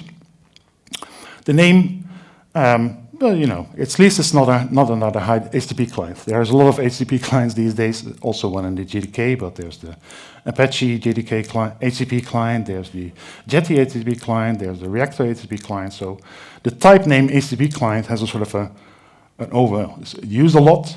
And this web client and also the REST template, in a way, sort of sit higher than those two abstractions, right? They are doing more. They're doing message conversion. That's what I talked about initially. And finally, error handling, a handler for each status code. So that was the web client. And I also already mentioned, this is sort of the elephant in the room, that it's reactive, right? And you might have heard this. I think this DevOps is going to be a lot. The topic, it was already mentioned by Juergen, but the topic of virtual threads are going to be very popular. And the virtual threads, like Juergen already indicated in the intro, is basically going to enable us to either use it within a reactive stack, but more interestingly, to take another look at our classic blocking stack, so MVC and REST template, to see how we can use those in an arrangement with virtual threads. So Juergen already mentioned it, but it doesn't hurt to go over that again, is the fact that Spring by itself doesn't really create a lot of threads, the Spring framework at least, right? We typically are invoked from a servlet container. If you write a typical MVC application, Spring MVC application, the thread that will be operating your code is going to be a container thread coming from either Tomcat or Jetty. However, there are some places where we do create threads, and that's mostly in the area of JMS, task execution, task scheduling. Those are typically the areas where we do create executors and/or schedulers. And in Spring 6.1, we have improved those, and we actually added virtual thread supports to these executors. So in the simple async task executor and the simple async task scheduler, you'll find a property that enables the use of virtual threads. And there's a special virtual thread executor if you want that. That's a bit limited because, most of any kind of pooling or concurrency limitation, I should say, can be found in the async task scheduler executor. If you're looking at it from a Spring Boot perspective, so taking the whole application stack into account, not just the framework bit, right? We are somewhere in the middle. Spring Boot does do more. Spring Boot offers a single property. I'm sure that you'll be hearing more about that during other presentations this week, but if you enable this Boolean property to true, Spring threads virtual enabled, then Spring Boot will do a whole bunch of stuff for you, effectively. So it will create or use virtual threads for both Tomcat and Yeti. So effectively, that means that at that point, your application will be running on virtual threads. The same thing with task execution. If you have, previously you had a task executor registered by Spring Boot, that will now switch to a virtual thread executor, and also task scheduler the same. But I was already making the point that virtual threads, in a way, enable us to give us more attention to our traditional web MVC stack. So comparing these two, comparing Webflux and MVC, I've heard a lot of people tell us, or think at least, that we put all of our focus in the last 5 years into Webflux. And it couldn't be farther from the truth. We've been basically, obviously, Webflux needed a lot of work because it was all new. We had to put a lot of work in there. But we still put all of the improvements that we put in Webflux, and that could make it into MVC, the servlet stack, we sort of moved those over. So looking at it this way, you have the annotation programming model that it was introduced in Spring 2.5, right? The add controller and all that kind of stuff. Then we had Webflux in 5.0, where we had the same annotation you could use for the programs, for the annotation-based programming model as well. In Webflux, we also introduced a functional programming model, so that's router functions and handler endpoint and handler functions. That was originally only envisioned for Webflux, but it was later ported to MVC. So that's an example where we take something that we sort of thought of or invented for the Webflux side and moved it over to the serverless side to be popular as well. Then obviously we had the web client on 5.0, right, the reactive web client. And then historically, we had the REST template. So looking at it pure from a virtual stack point, a virtual stack point of view, you could say, well, I could use Spring MVC, right? I could use the functional programming model, I could use the annotation-based programming model. And if I don't want to do any kind of client access, I have two options. I can either use the web client, right? You can use, Juergen talked about that already, but you can typically use the web client in a Spring MVC app. We do understand the reactive signature that it returns. Or you could use, of course, go back to the REST template. However, at some point you might have seen this notice on the REST template. And we put that there. In retrospect, I don't think we should have done, but we did it. And there was a lot of uncertainty about this. So, okay, people saw this sort of as a deprecation notice, even though it wasn't necessarily a deprecation notice. There was no annotation involved or anything. It was just a notice. What we tried to say was what I just said, saying, okay, the REST template has a programming model, this template-based model with a lot of overloaded methods. We've reached the end of that programming model. We cannot improve that anymore because it would just mean more overloaded methods, which will not be helpful at all. So that's sort of what we try to indicate with this message. And when we reinvestigated this stack for virtual thread supports, we also quite clearly understood that we had to do something on the client side as well. Right? We could not really point people back to the REST template saying, well, even though we said earlier that you couldn't use it and you should use web client, now with virtual thread, you can actually go back to the REST template. It's fine. You know, ignore the message. No, that could never have worked. Right? So we need something new.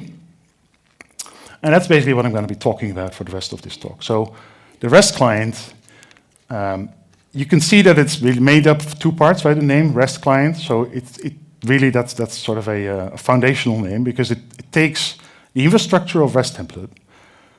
So the existing code that we already have for that, and we sort of put an improved API of web client on top of that. And the infrastructure underneath has also been improved.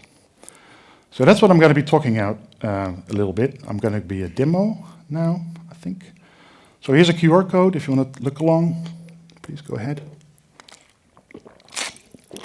I'm going to start up my IntelliJ.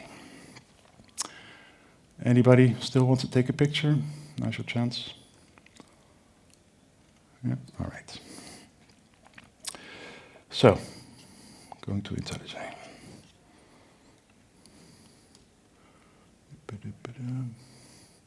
No, that's not good. I was already in presentation mode. Here we go. So,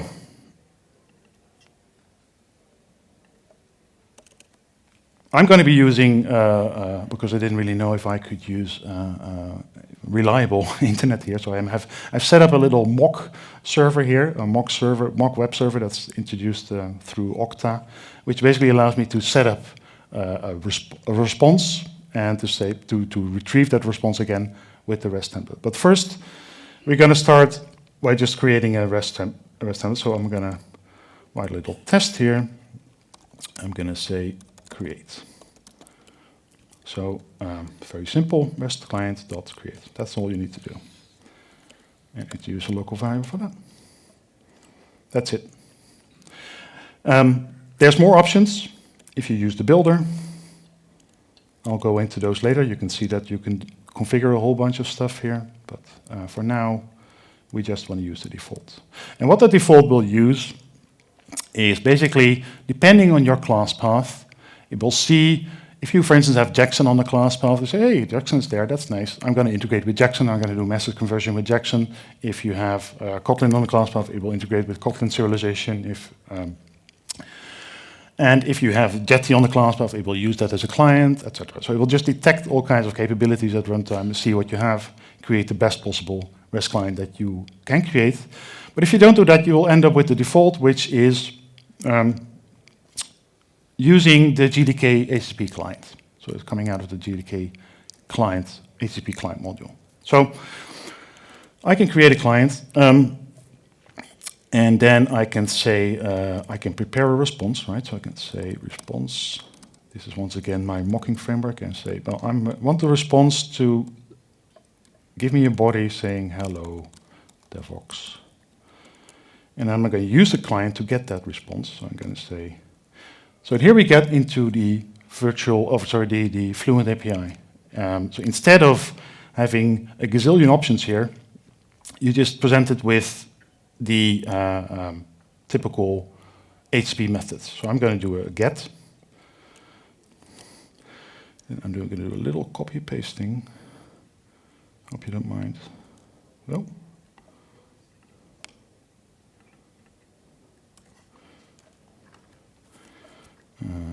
Let's do that. I'm going to use the URL of the server. Sorry, it should be the URI, I think, of the server. Then I have two options, retrieve or exchange. Typically, you do a retrieve. I'll talk about exchange in a minute. And then I'm going to say, I'm going to convert that, the body. I'm only interested in the body in this case. I'm going to convert it into a string. So I'm going to put that into a variable and print that. Let's see how that works.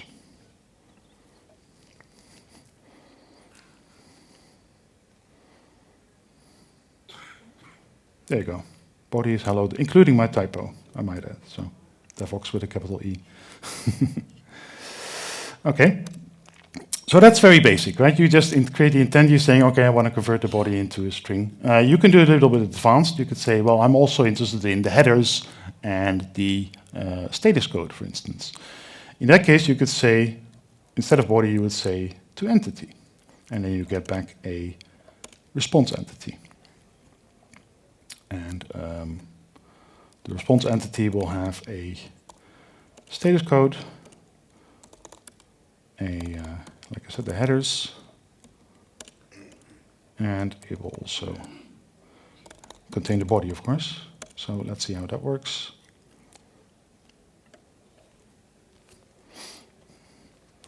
See, everything works fine. I get a 200 OK, I get a content length header, just one header in this case, and I get a hello DevOps. That's very simple, right? This is also something you could do with any kind of HTTP client. That's not really that impressive.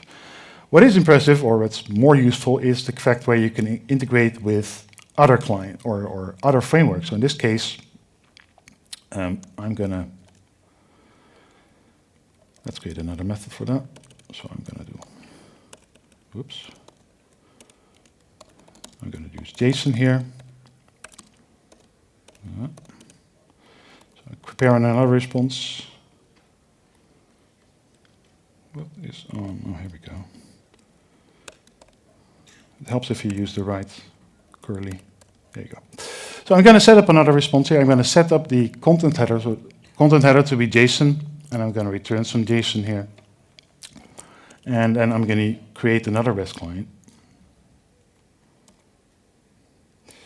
and use that to say, copy a little bit. Copy that. And I say body person.class. So let's take a look at the person class. Very simple POJO, 2 fields, name and an ID, and setters and getters for those. This is, of course, all the setters and getters are necessary for Jackson to do. There's a little toString as well. So you would expect, in this case, the content to be retrieved as a JSON, and you turn it into a Java object, a person object. So let's print that out and see if that works.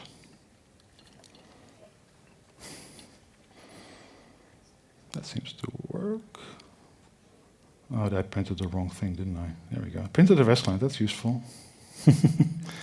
You didn't say anything. You could have helped me. Oh, I should get the result. There we go, that helps. That's it. Make that called a person, and I'm going to print that person. There we go. Let's try that again.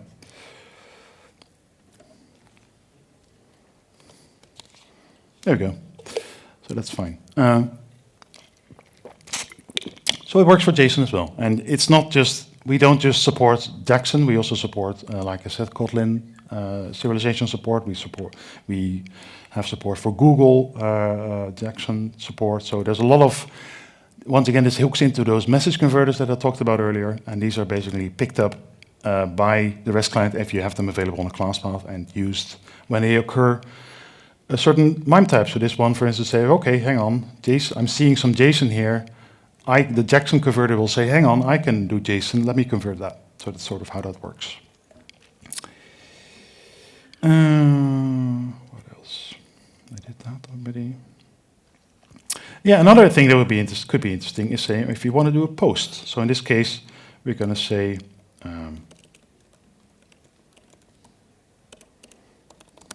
void an HTTP post.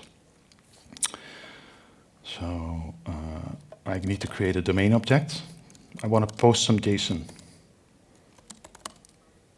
Person, and I'm going to say person.setName, me, person, yeah. And then I'm going to say, okay, create a REST client, and use that REST client to say, I'm not going to use the get now, I'm going to do post. And because I'm using post, I get a little bit of a different DSL. If you look here with get, oops, you'll see that there's no body method available because an HTTP GET does not allow a body. So we set up this DSL this way that you cannot send a, well, it's hard to, you could still do that, but it's harder to send a URL or send a body with a GET request. With a POST request, there's a body method available, and I can say, use the person. Then I'll do a retrieve, and then I'll do a to bodiless entity, because I'm not really expecting any kind of body here. I'm not expecting any kind of response. I'm just getting a status code and some headers, which I might want to inspect. And that will give me a response entity void. So there's no, I know that the body is void. There's no body here.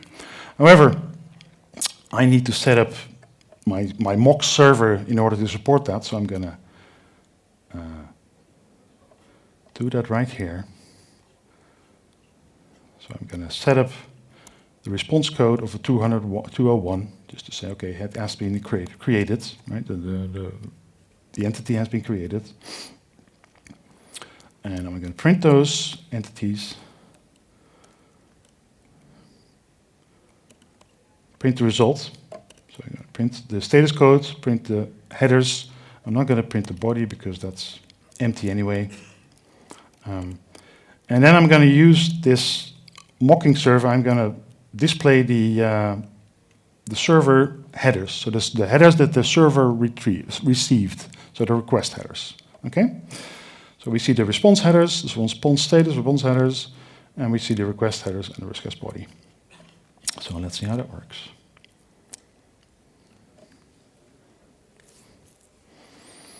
Oh, there we go.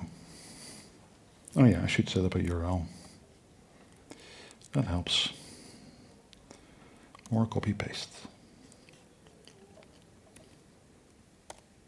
Oh, there we go. Let's try it again. Okay, so what we're seeing here is the response status 201 created. That makes sense because that's the status I set up with my mocking server here. Then we see the headers. There's a content length of 0. There's no other headers. And then we see the request headers. They're sort of given in a blob, so that's not really typical to read, but you can see that it's JSON. These headers are added by the HTTP client, so we accept some encodings. We have a transfer encoding. We have a host header. We have a connection header. We have a user agent header. You can see that we're now using Apache HTTP clients because that's on the class path. If I would, just as a little experiment, no, where the hell is my build file? Here we go. If I would remove, so I'm removing the HTTP client dependency now. Reloading my app. And then starting it again, you should see a different HTTP client used because we don't longer have access to Apache HTTP client. There we go. So now you see Java HTTP client 21 EA. Right? So we're using the Java 21 HTTP client here. And we see that the request body is actually proper JSON.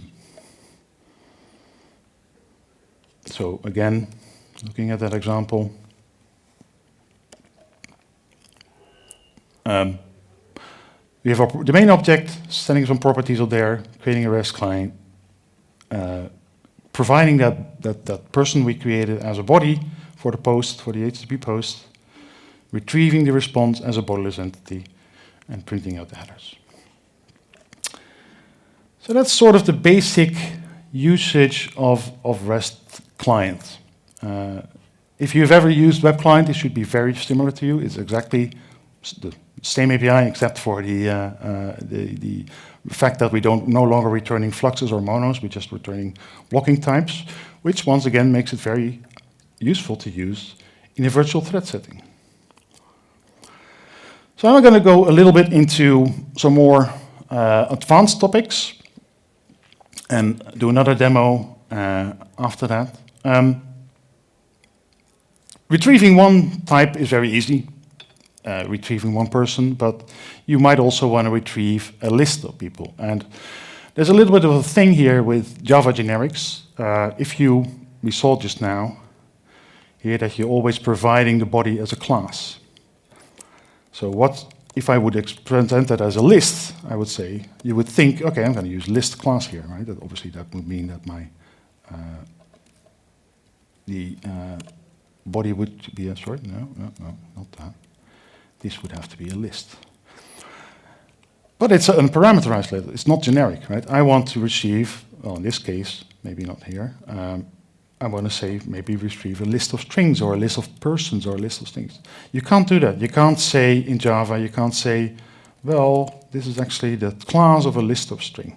Right? It's impossible. You can see a big red line here saying, I don't know how to deal with it. The classes in Java, the JVM at runtime at least, do not have any kind of generic information, not any kind of parameterization. So you need a different way to provide that.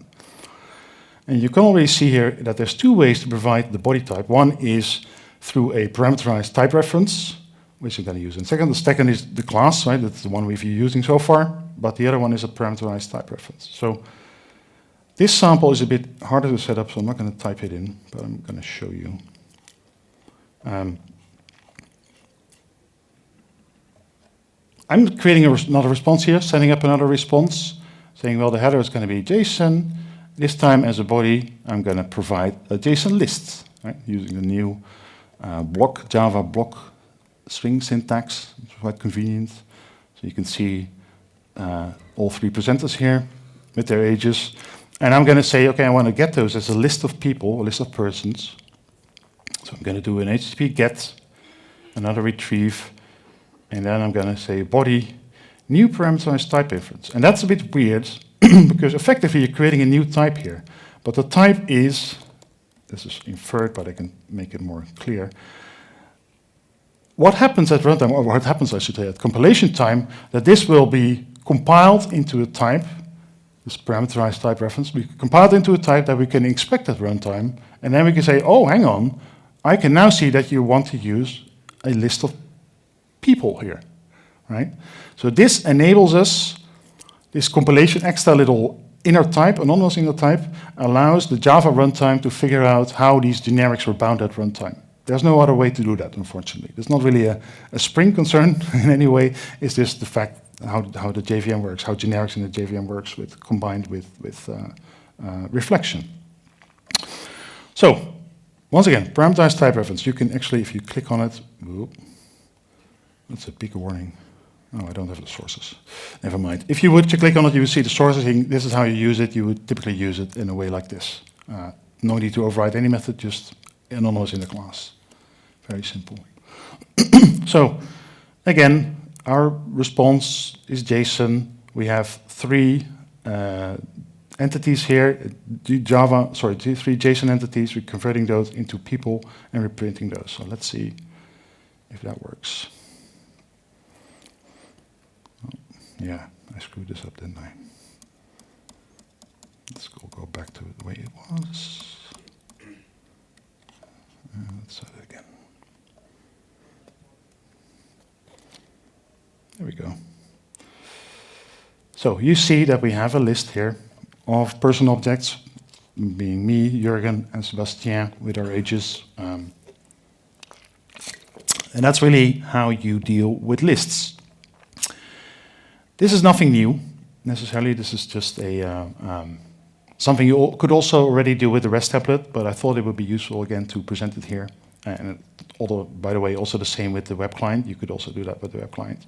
Use the parameterized type reference. So that's how to deal with parameterized types. I talked earlier about error handling, saying, okay, well, in the REST template, we had one kind of error handler, and you could either use that or write your own. There was no in between. In the web client, we introduced, and also now in the REST client, we have a new error handling API where we say you can register each error handling for a particular status code. You can say, well, for the typical, what we do by default is for a 400 status code, we'll throw a client-side exception, and for the 500 status code, we'll throw a server-side exception. But you can override that. You can have specific exceptions to be thrown for specific status codes. You can do anything you want, pretty much. Much more flexible than what you had with REST template. You register those on the REST template itself, REST client itself, with the onStatus method. There's two variants. You can either you give it a predicate saying, okay, I want to be applied in this case, and then you get access to the request and the response. And what you typically do there is you throw a custom exception. So you wouldn't throw your own exception, you would throw a custom exception. So let's look at a demo of that.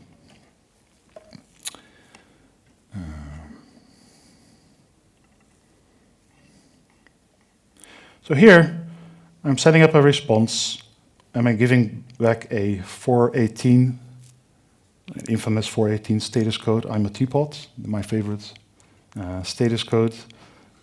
It just, I don't know, has a little bit of a funny background to me. And we say, okay, we're going to do a get, right? I'm going to return, I'm a teapot as a body, but do a get.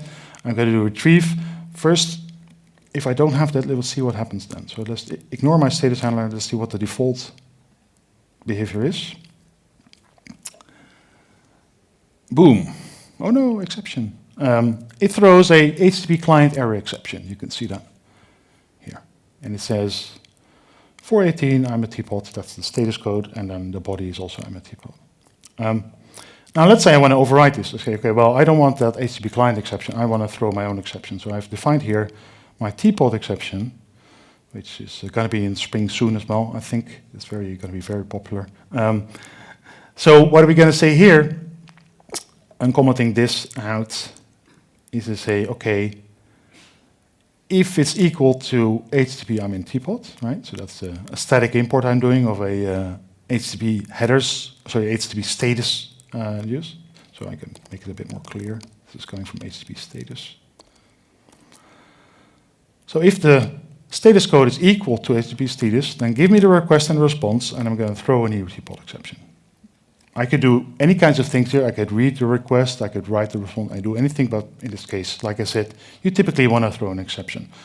And I convert the body into class. So as you can imagine, what will happen now is that you will end up with a teapot exception. There we go. And these are evaluated in order, by the way. So if you add more,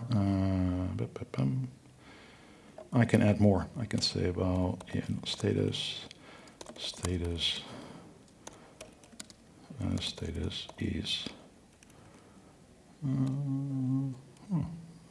Yeah. I can say, well, if it's a server error, then I also want you to throw a new exception. And then, like I said, they will be executed in order. The first one that succeeds, the first one of which the predicate returns true, is the one going to be applied. So that's error handling.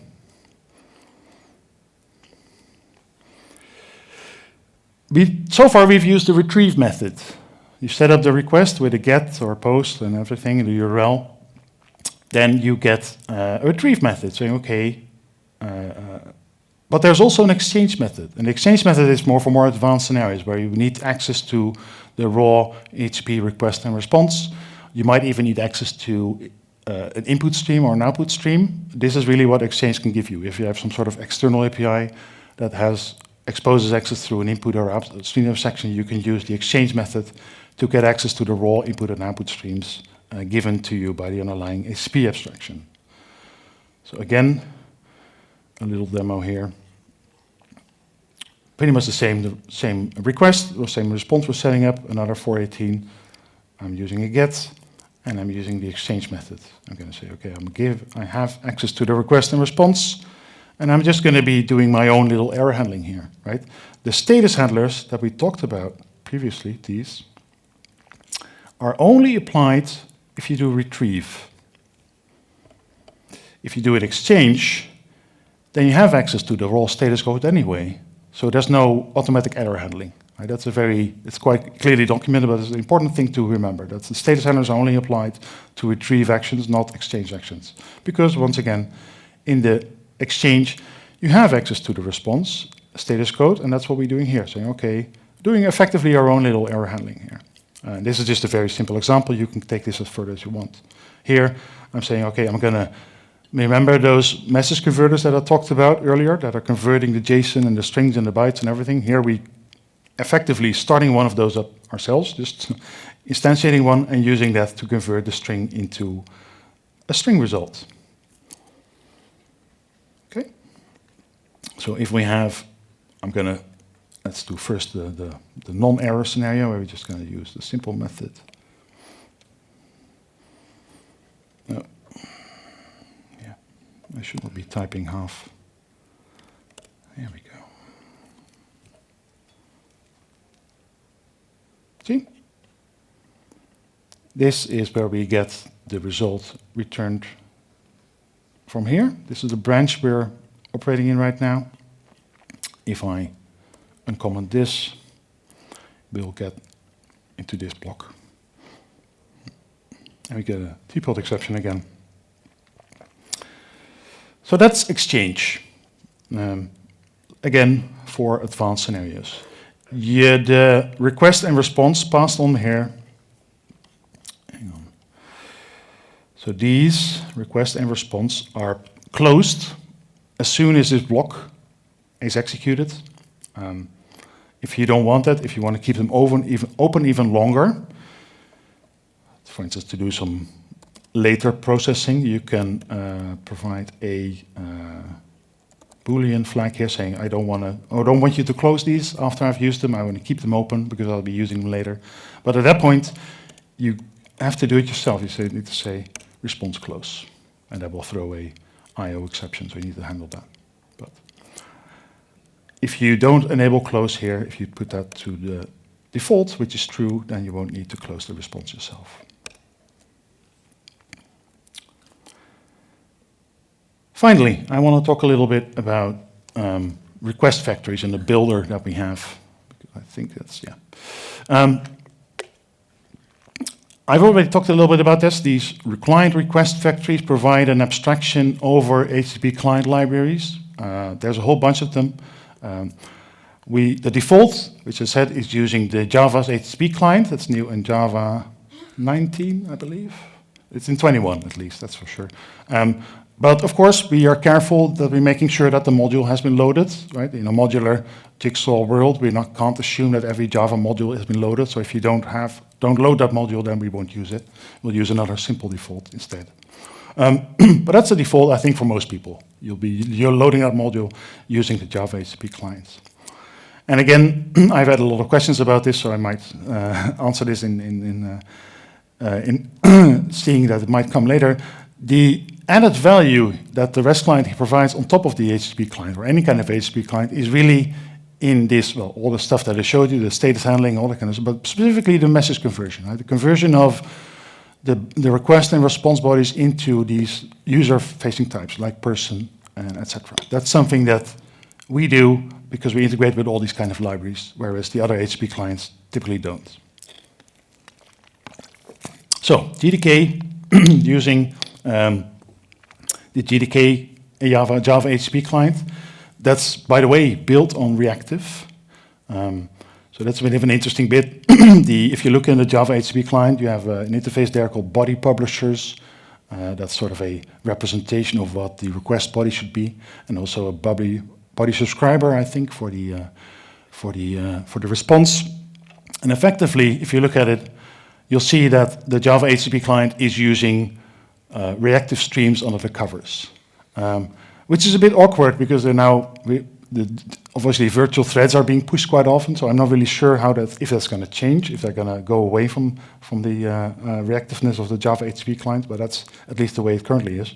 We have a bridge that bridges effectively between an output stream, so you can just write to a blocking output stream, and we put that on a publisher of byte buffers. So that's sort of how we do the conversion. We convert the output stream writing that you do into a publisher, a stream, reactive stream of buffers. But only if you use the Java HTTP client. There's other alternatives. Apache Components HTTP client. If you put that on the class path, we'll use that. I just showed you that in the demo just now because it was using that already. Jetty has an HTTP client. You can use that. We have an adapter even for Reactor if it's not being automatically plugged in or detected, but if you want to use that, want to use Reactor Netty for your client-side configuration. Maybe you're still using a web client for some areas in a particular application, and you use Reactor there, the Reactor web as a sort of a backer for the web client, you might want to use that same configuration to back your REST client, because then you can share resources that way. And finally, like I said, we have the simple default, the simple client HTTP request factory that uses Java Net URL connection to do a simple HTTP, basically. But there's some things that you can't do with that. For instance, patch. You can't use the patch HTTP method because it's not supported. So I'm going to demo that as the last thing. And the way you configure those request factories is through a builder. I already talked about the builder. The builder is really useful for where you have sort of shared configuration between all your settings. So in this case, it might be for each method, I'm creating a REST client with the builder, and I can show you what the possibilities are. So I can configure a base URL, a request initializer, a request factory, yada, yada, yada, yada. A whole bunch of stuff, but in this case, I'm just going to set a base URL. So earlier, you saw that every time I had to configure this URL, every time I use the REST client. Here, I'm setting it up once with a base URL, and then you'll notice that I'm not specifying a URL anymore here. Right? This is where I would be specifying a URL. But because I've given a base URL, that's no longer necessary. If I would have specified a base URL, it would have been appended to this path. So if I would have said URI here, this would effectively, well, let's do it a bit differently. If I set bar here, and foo here, the end result that's executed here will be foo bar. I hope that makes sense. It's appended, right? It's a base URL. You can everything you provide in this URI parameter is appended to this base URI you're giving right here. If you have an existing client, you don't need to build a completely new one. If you just want to change one bit, you can mutate it. So that's what we're doing here. Here I'm saying, well, take the existing client, mutate it, that gives me back a builder, and then I can use that builder again to change the configuration. So in this case, I'm going to say, I'm going to use the HTTP components client request factory, be very explicit about that. So I want you to use this one. I'm also going to set up a request initializer. Now, there's two kinds of interceptor objects that you can take care of. These were, by the way, also in REST template, so there's nothing new here, nothing in the sun. We just support the same things. The request initializer is something that only allows access to the request headers, more or less, whereas the request, interceptor allows you to mutate the request and the response both and do anything you want with them. And typically, you would use those to add headers, all kinds of cross-cutting concerns like adding request headers in multiple places, setting the base URL, all that kind of stuff. So here I have a little simple request initializer. It's just going to add some headers. You can say, okay, if it give me the request, give me the headers and a foo bar there. So that's one, and I'm going to register that request initializer, as you can see here, and build a new REST client with that. The response is quite simple again. Very simple execution here, retrieve the body, print it. The interesting bit is not necessarily in the REST client bit, it's more if we see that the request headers actually contain the header that we added here, and also if we're going to see that the HTTP components request factory is actually being picked up. But if I want to do that, I first have to enable it again in the POM, because otherwise it will result in a class not found exception. All right, so that seems to work. Let's try the builder.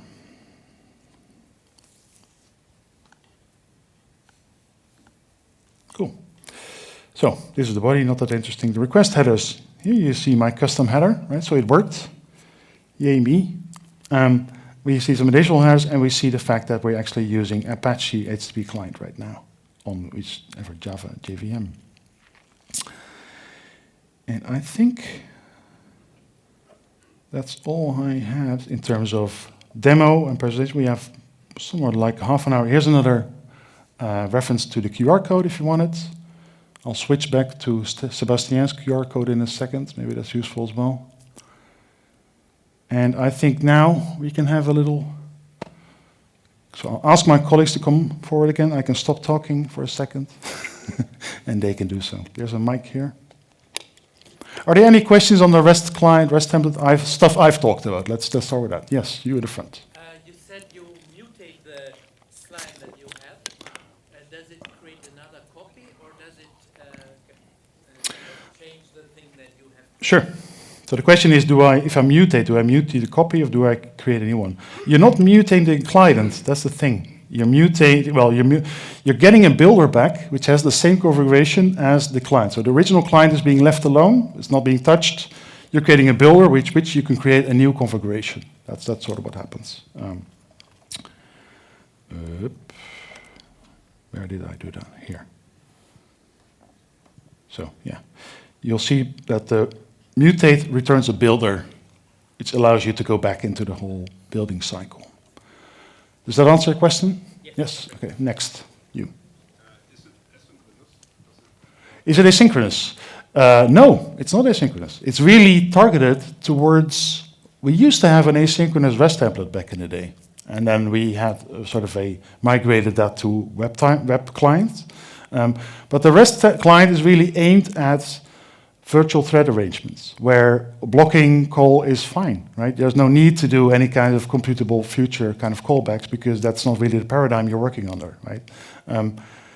This is a general statement in general. It's sort of hard for us to see where this is all going with Java virtual threads, right? Everybody's in the same boat in that respect. We are sort of making assumptions. It might be that we change our mind in the future, obviously, but for now, I'm pretty happy with the fact that, no, it's just that. It's very simple blocking, and it works well within a virtual thread environment, because there you don't want to deal with completable futures necessarily. Yeah. Blue shirt.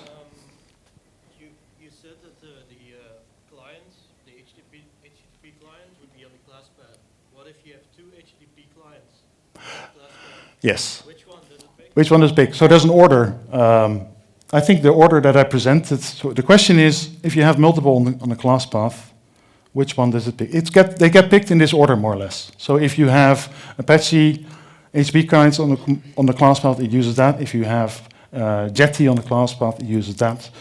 And it's well documented. If you use in the Java doc or in the reference documentation, there's an exact list. But if you don't want to rely on that, right, you do have multiple on the class path, you say, I want to use Jetty instead of HTTP components, even though you can override it like this, right? This is the way to override it, to specify at building time, this is my request factory, don't use auto-detection, I want you to use this variant.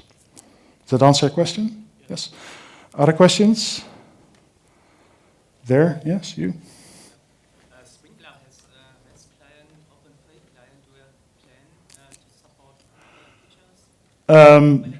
I think, as far as I know, that Spring Cloud is very much going to use this in their upcoming MVC support. I don't work on Spring Cloud, so I don't really know, but I do know that this is going to be all the Spring components are being migrating away from REST template towards using the REST client.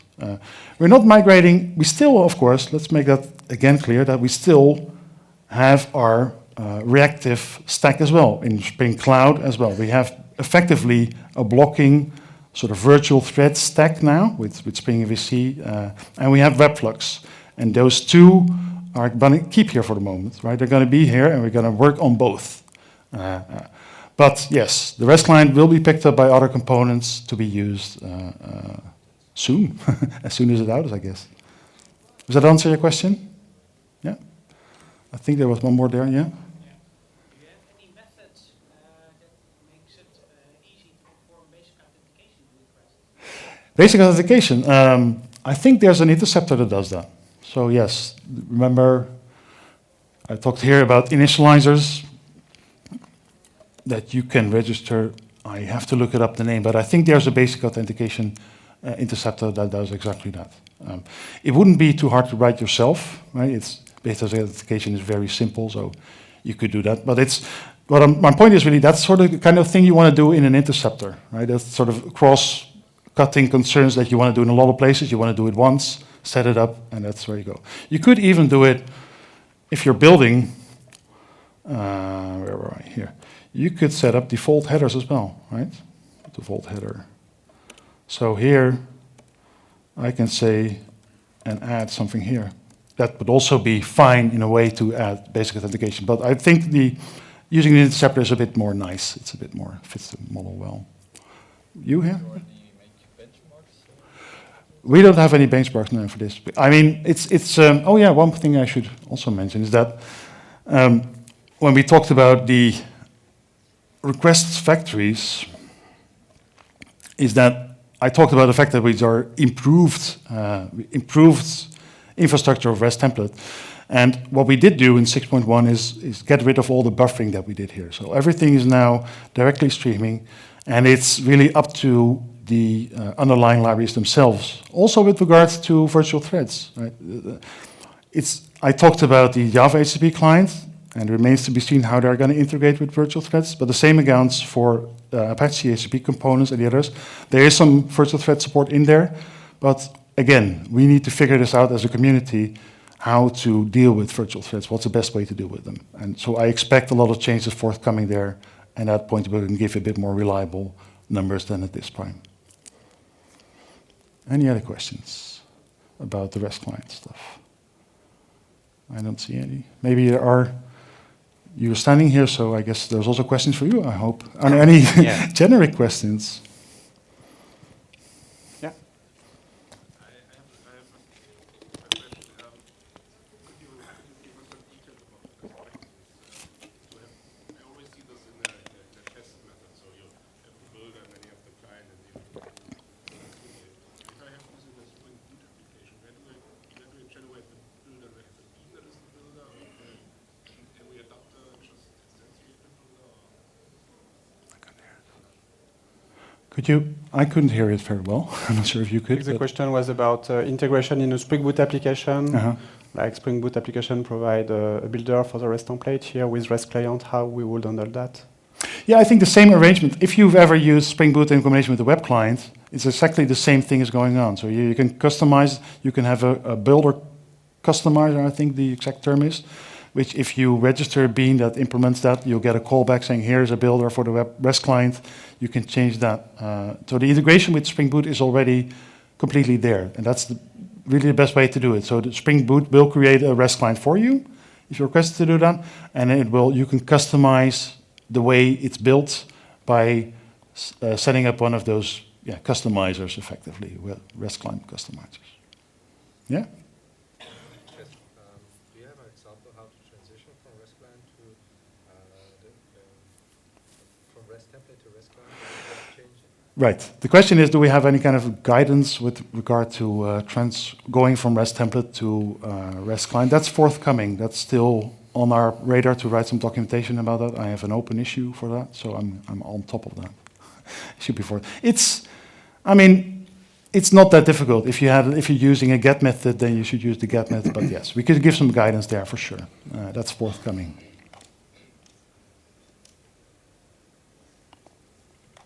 Any other questions? Yes. For the optimization, you only showed like application that started in 8 seconds or something like that. But do you have like bigger applications that maybe start up in, I don't know, 20, 30 seconds and then Yeah, so Wednesday we are going to show figures on production, still with PetClinic, but basically we are going to show figures on 1 or 2 CPU chip servers to have something that take a few seconds with a regular startup, and we are going to see data points with native, with both Community Edition and Oracle GraalVM variants, crack, and also Project Laden plus Spring ahead of time optimization, everything in production on chip servers to really see the big difference, because, like I said, we don't really care about my MacBook M2 Pro. What we care is about a chip, 1 or 2 CPU with 1 or 2 4 gigabyte of RAM, and we see the figures here. So we will share data points Wednesday about that. What time is that talk? 12, I think. 12, I think, right after the keynote. Right after the keynote. It's also with the approaches. Crack basically restores the state of the process, right? So it doesn't really matter how long the startup took to reach that state of the process. Even for a very large application, you might get a larger image on disk, but restoring that image is basically an I/O operation. It's going to be mapped back into memory. So to some degree, the size of the application or the length of the actual application startup is not as relevant with Crack as it is with the others. Whereas with a Project Linden, for example, it's actually it's more or less a cold start, a regular JVM start, where just hotspot caches are being taken into account from the very first step onwards. So it will make a difference there how large the application is and what extent of initialization is necessary. But those mechanisms, they don't stand on their own. You would combine them with Spring AOT. So a Spring AOT transformation bypasses class path scanning and a loading of configuration files, many class path checks. So a lot of stuff will have happened at build time, which also cuts down significantly for large applications. So I would argue that much of the optimization potential is particularly relevant for large applications. The most dramatic difference you might actually see with a large application with Crack in particular, or even for GraalVM native images, it's almost negligible difference sometimes. A Spring AOT processed application compiled to a native image bootstraps within a reasonable number of milliseconds, almost not as dependent on the size of the application as one would assume. Yeah, if you don't have, because sometimes there is some stuff on your application that is going to do a remote connection or this kind of thing. So there may be application-specific optimization to avoid too much latency, maybe use a lazy bin on something specific that take a bit of time to not prevent fast startup for the rest. But for any reasonably optimized application, even big application, I would expect that both Crack and native allow to start sub-second on production. For Leiden plus Spring AOT, that depends, and we are still at the beginning of the story, so let's see where we land. We'd love to hear the feedback on any attempts to take a larger production application and maybe in some kind of test setup, try to apply Crack or native images to it and see what you arrive at. We have some data points, but of course limited numbers. The numbers are primarily what we test ourselves. And if you want to test with your application, you can go to github.com/sdeleuze. So there is a Spring Boot Crack demo where you can maybe modify it to use your big application and see how it goes. And just a few minutes ago, I have made public the Spring Boot Leiden demo, which has basically the creation of a Docker image with the Leiden pre-made branch, and you get some script to run your application. So you will see there is 2 branch, main and petclinic.jdbc. So if you go there and go to my Spring Boot Leiden demo, you should be able to fork it or just clone it and modify it locally to see how much that means for your application on your production with your context, etc. Just keep in mind that we are really at the beginning of the story for Leiden plus AOT. No JVM optimization has been done yet on Spring ahead of time optimization, so we have room for exploration at least. And on Leiden side, I think it has made public 3 weeks ago, 1 month ago. It's very recent. At the JVM Language Summit in August, Project Leiden got basically its first really, or the current incarnation of that branch got its public airing. So all of this is very recent, right? So we are, in particular, pretty much everything we are discussing today here has immediate impact on Spring Framework 6.1, which will ship in mid-November with Spring Boot 3.2 following. So we are very close to being able to give this into your hands for production usage. For native and Crack, For native and Crack in particular.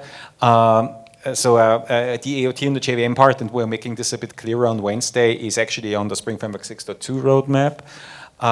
But even the AOT, to some degree, what's been shown there, or the demos that you're going to see from the Java Platform Group when they talk about the Spring Boot on Project Leiden, they basically use Spring Boot as it is right now, AOT on the JVM step applied as it is right now, and the numbers that they present are basically with current Spring Boot 3.2.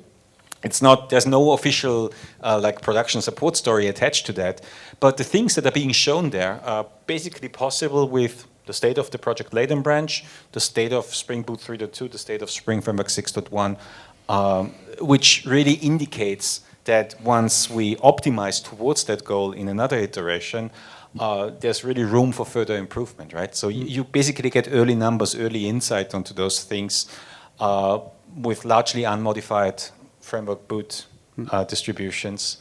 The same is true for virtual threads to some degree, right? If we take the Spring Framework 6.0 to 6.1 transition, you can of course use virtual threads with Spring Framework 6.0. There's just no dedicated support in it. The configuration flags, the dedicated executor and scheduler implementations, they only come with 6.1, but if you take a Spring Boot 3.1 application on Spring Framework 6.0 and choose to use it with virtual threads, it's basically going to work fine.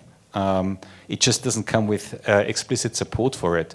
And for support arrangements on our end, we tend to factor those into the feature releases. So if you have an issue, an improvement, or a constraint that you'd like us to resolve, we're going to do this for you in the Spring Framework 6.1x branch, right? On Spring Framework 6.0, it's best effort, and it's basically whatever you get is what you get, right? When you use it with virtual threads. On 6.1, we're willing to, we want feedback, right? We're willing to take any feedback into account. We're trying to optimize the story further from there. That's true for virtual threads. That's true for the initial Project Crack support. That is true for native images from 6.0 to 6.1 to 6.2. GraalVM evolves and we evolve along with it. And that will be true for Project Light and wherever it's going to go, right? Wherever those mechanisms are going to go.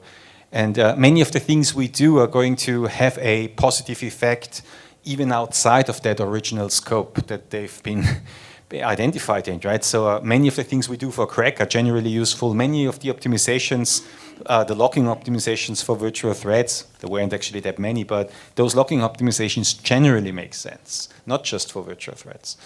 And I suppose that for Project Titan in particular, whatever we do there is going to be generally useful for EOT on the JVM, even if your target is not actually making use of class data sharing or any advanced features of Project Light in itself, right?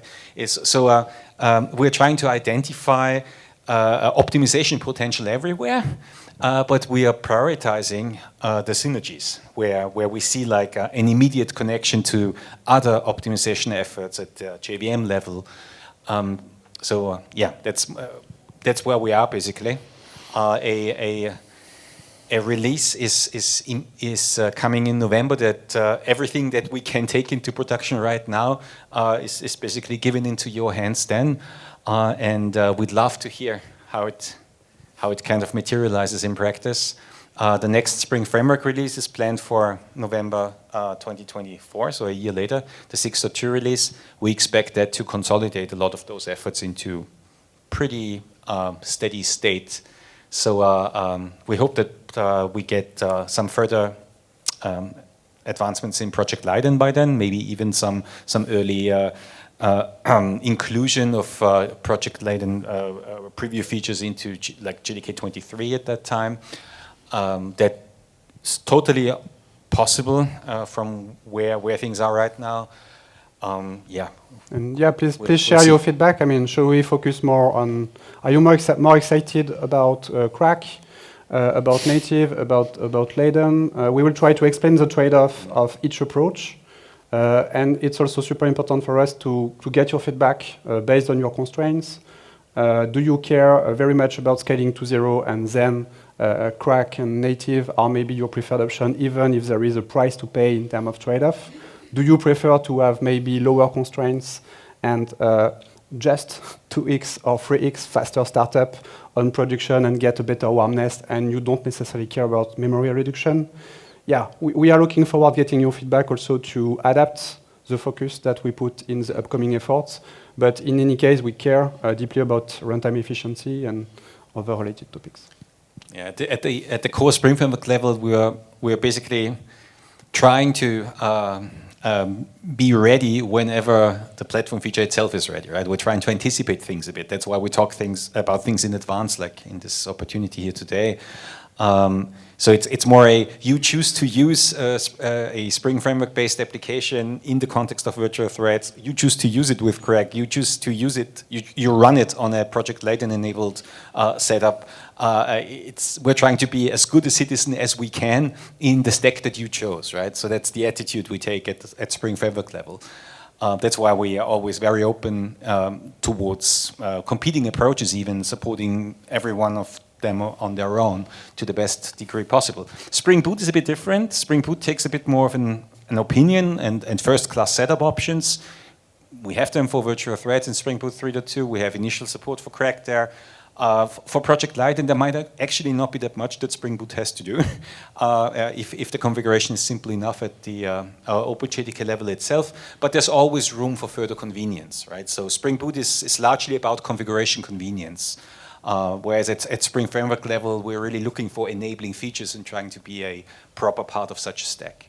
So that's also a bit of a difference in the attitude there, and that's why at Spring Framework level it feels like we're always a year ahead of where production is expected to be. We're trying to be ready whenever things are ready for production, and that takes a while to get there, of course. So we start our own efforts early as it is sensible. And for Project Crack and Project Light, and this year is where things really got into movement, right? It's for some of those efforts, they have been in the works for many years, but not a lot happened. And sometimes there's this point of time where all of a sudden everyone gets into a rush to take things into production, and that's exactly the point that we are waiting for, right? Being ready for that point, and then wrapping it up from there, and being ready for production on our end for the parts that we can provide. That is the goal of that approach. Okay, maybe we are done. We are around here, so if there's any further questions, we're happy to have a conversation afterwards. We are around for the Spring BOF tomorrow, 7-ish in the evening, in one of the BOF rooms, and the two of us have the privilege to speak on Wednesday morning after the keynote in, I think, room 8 for the Spring Strategy session, where we'll also, some of those topics today are going to kind of reoccur, but we'll take a different perspective, a more strategic perspective, more of a release management perspective, and present some benchmarks that we came up with internally. So looking forward to seeing you again there. Enjoy the week, and see you around. Thanks. Thanks. Thank you.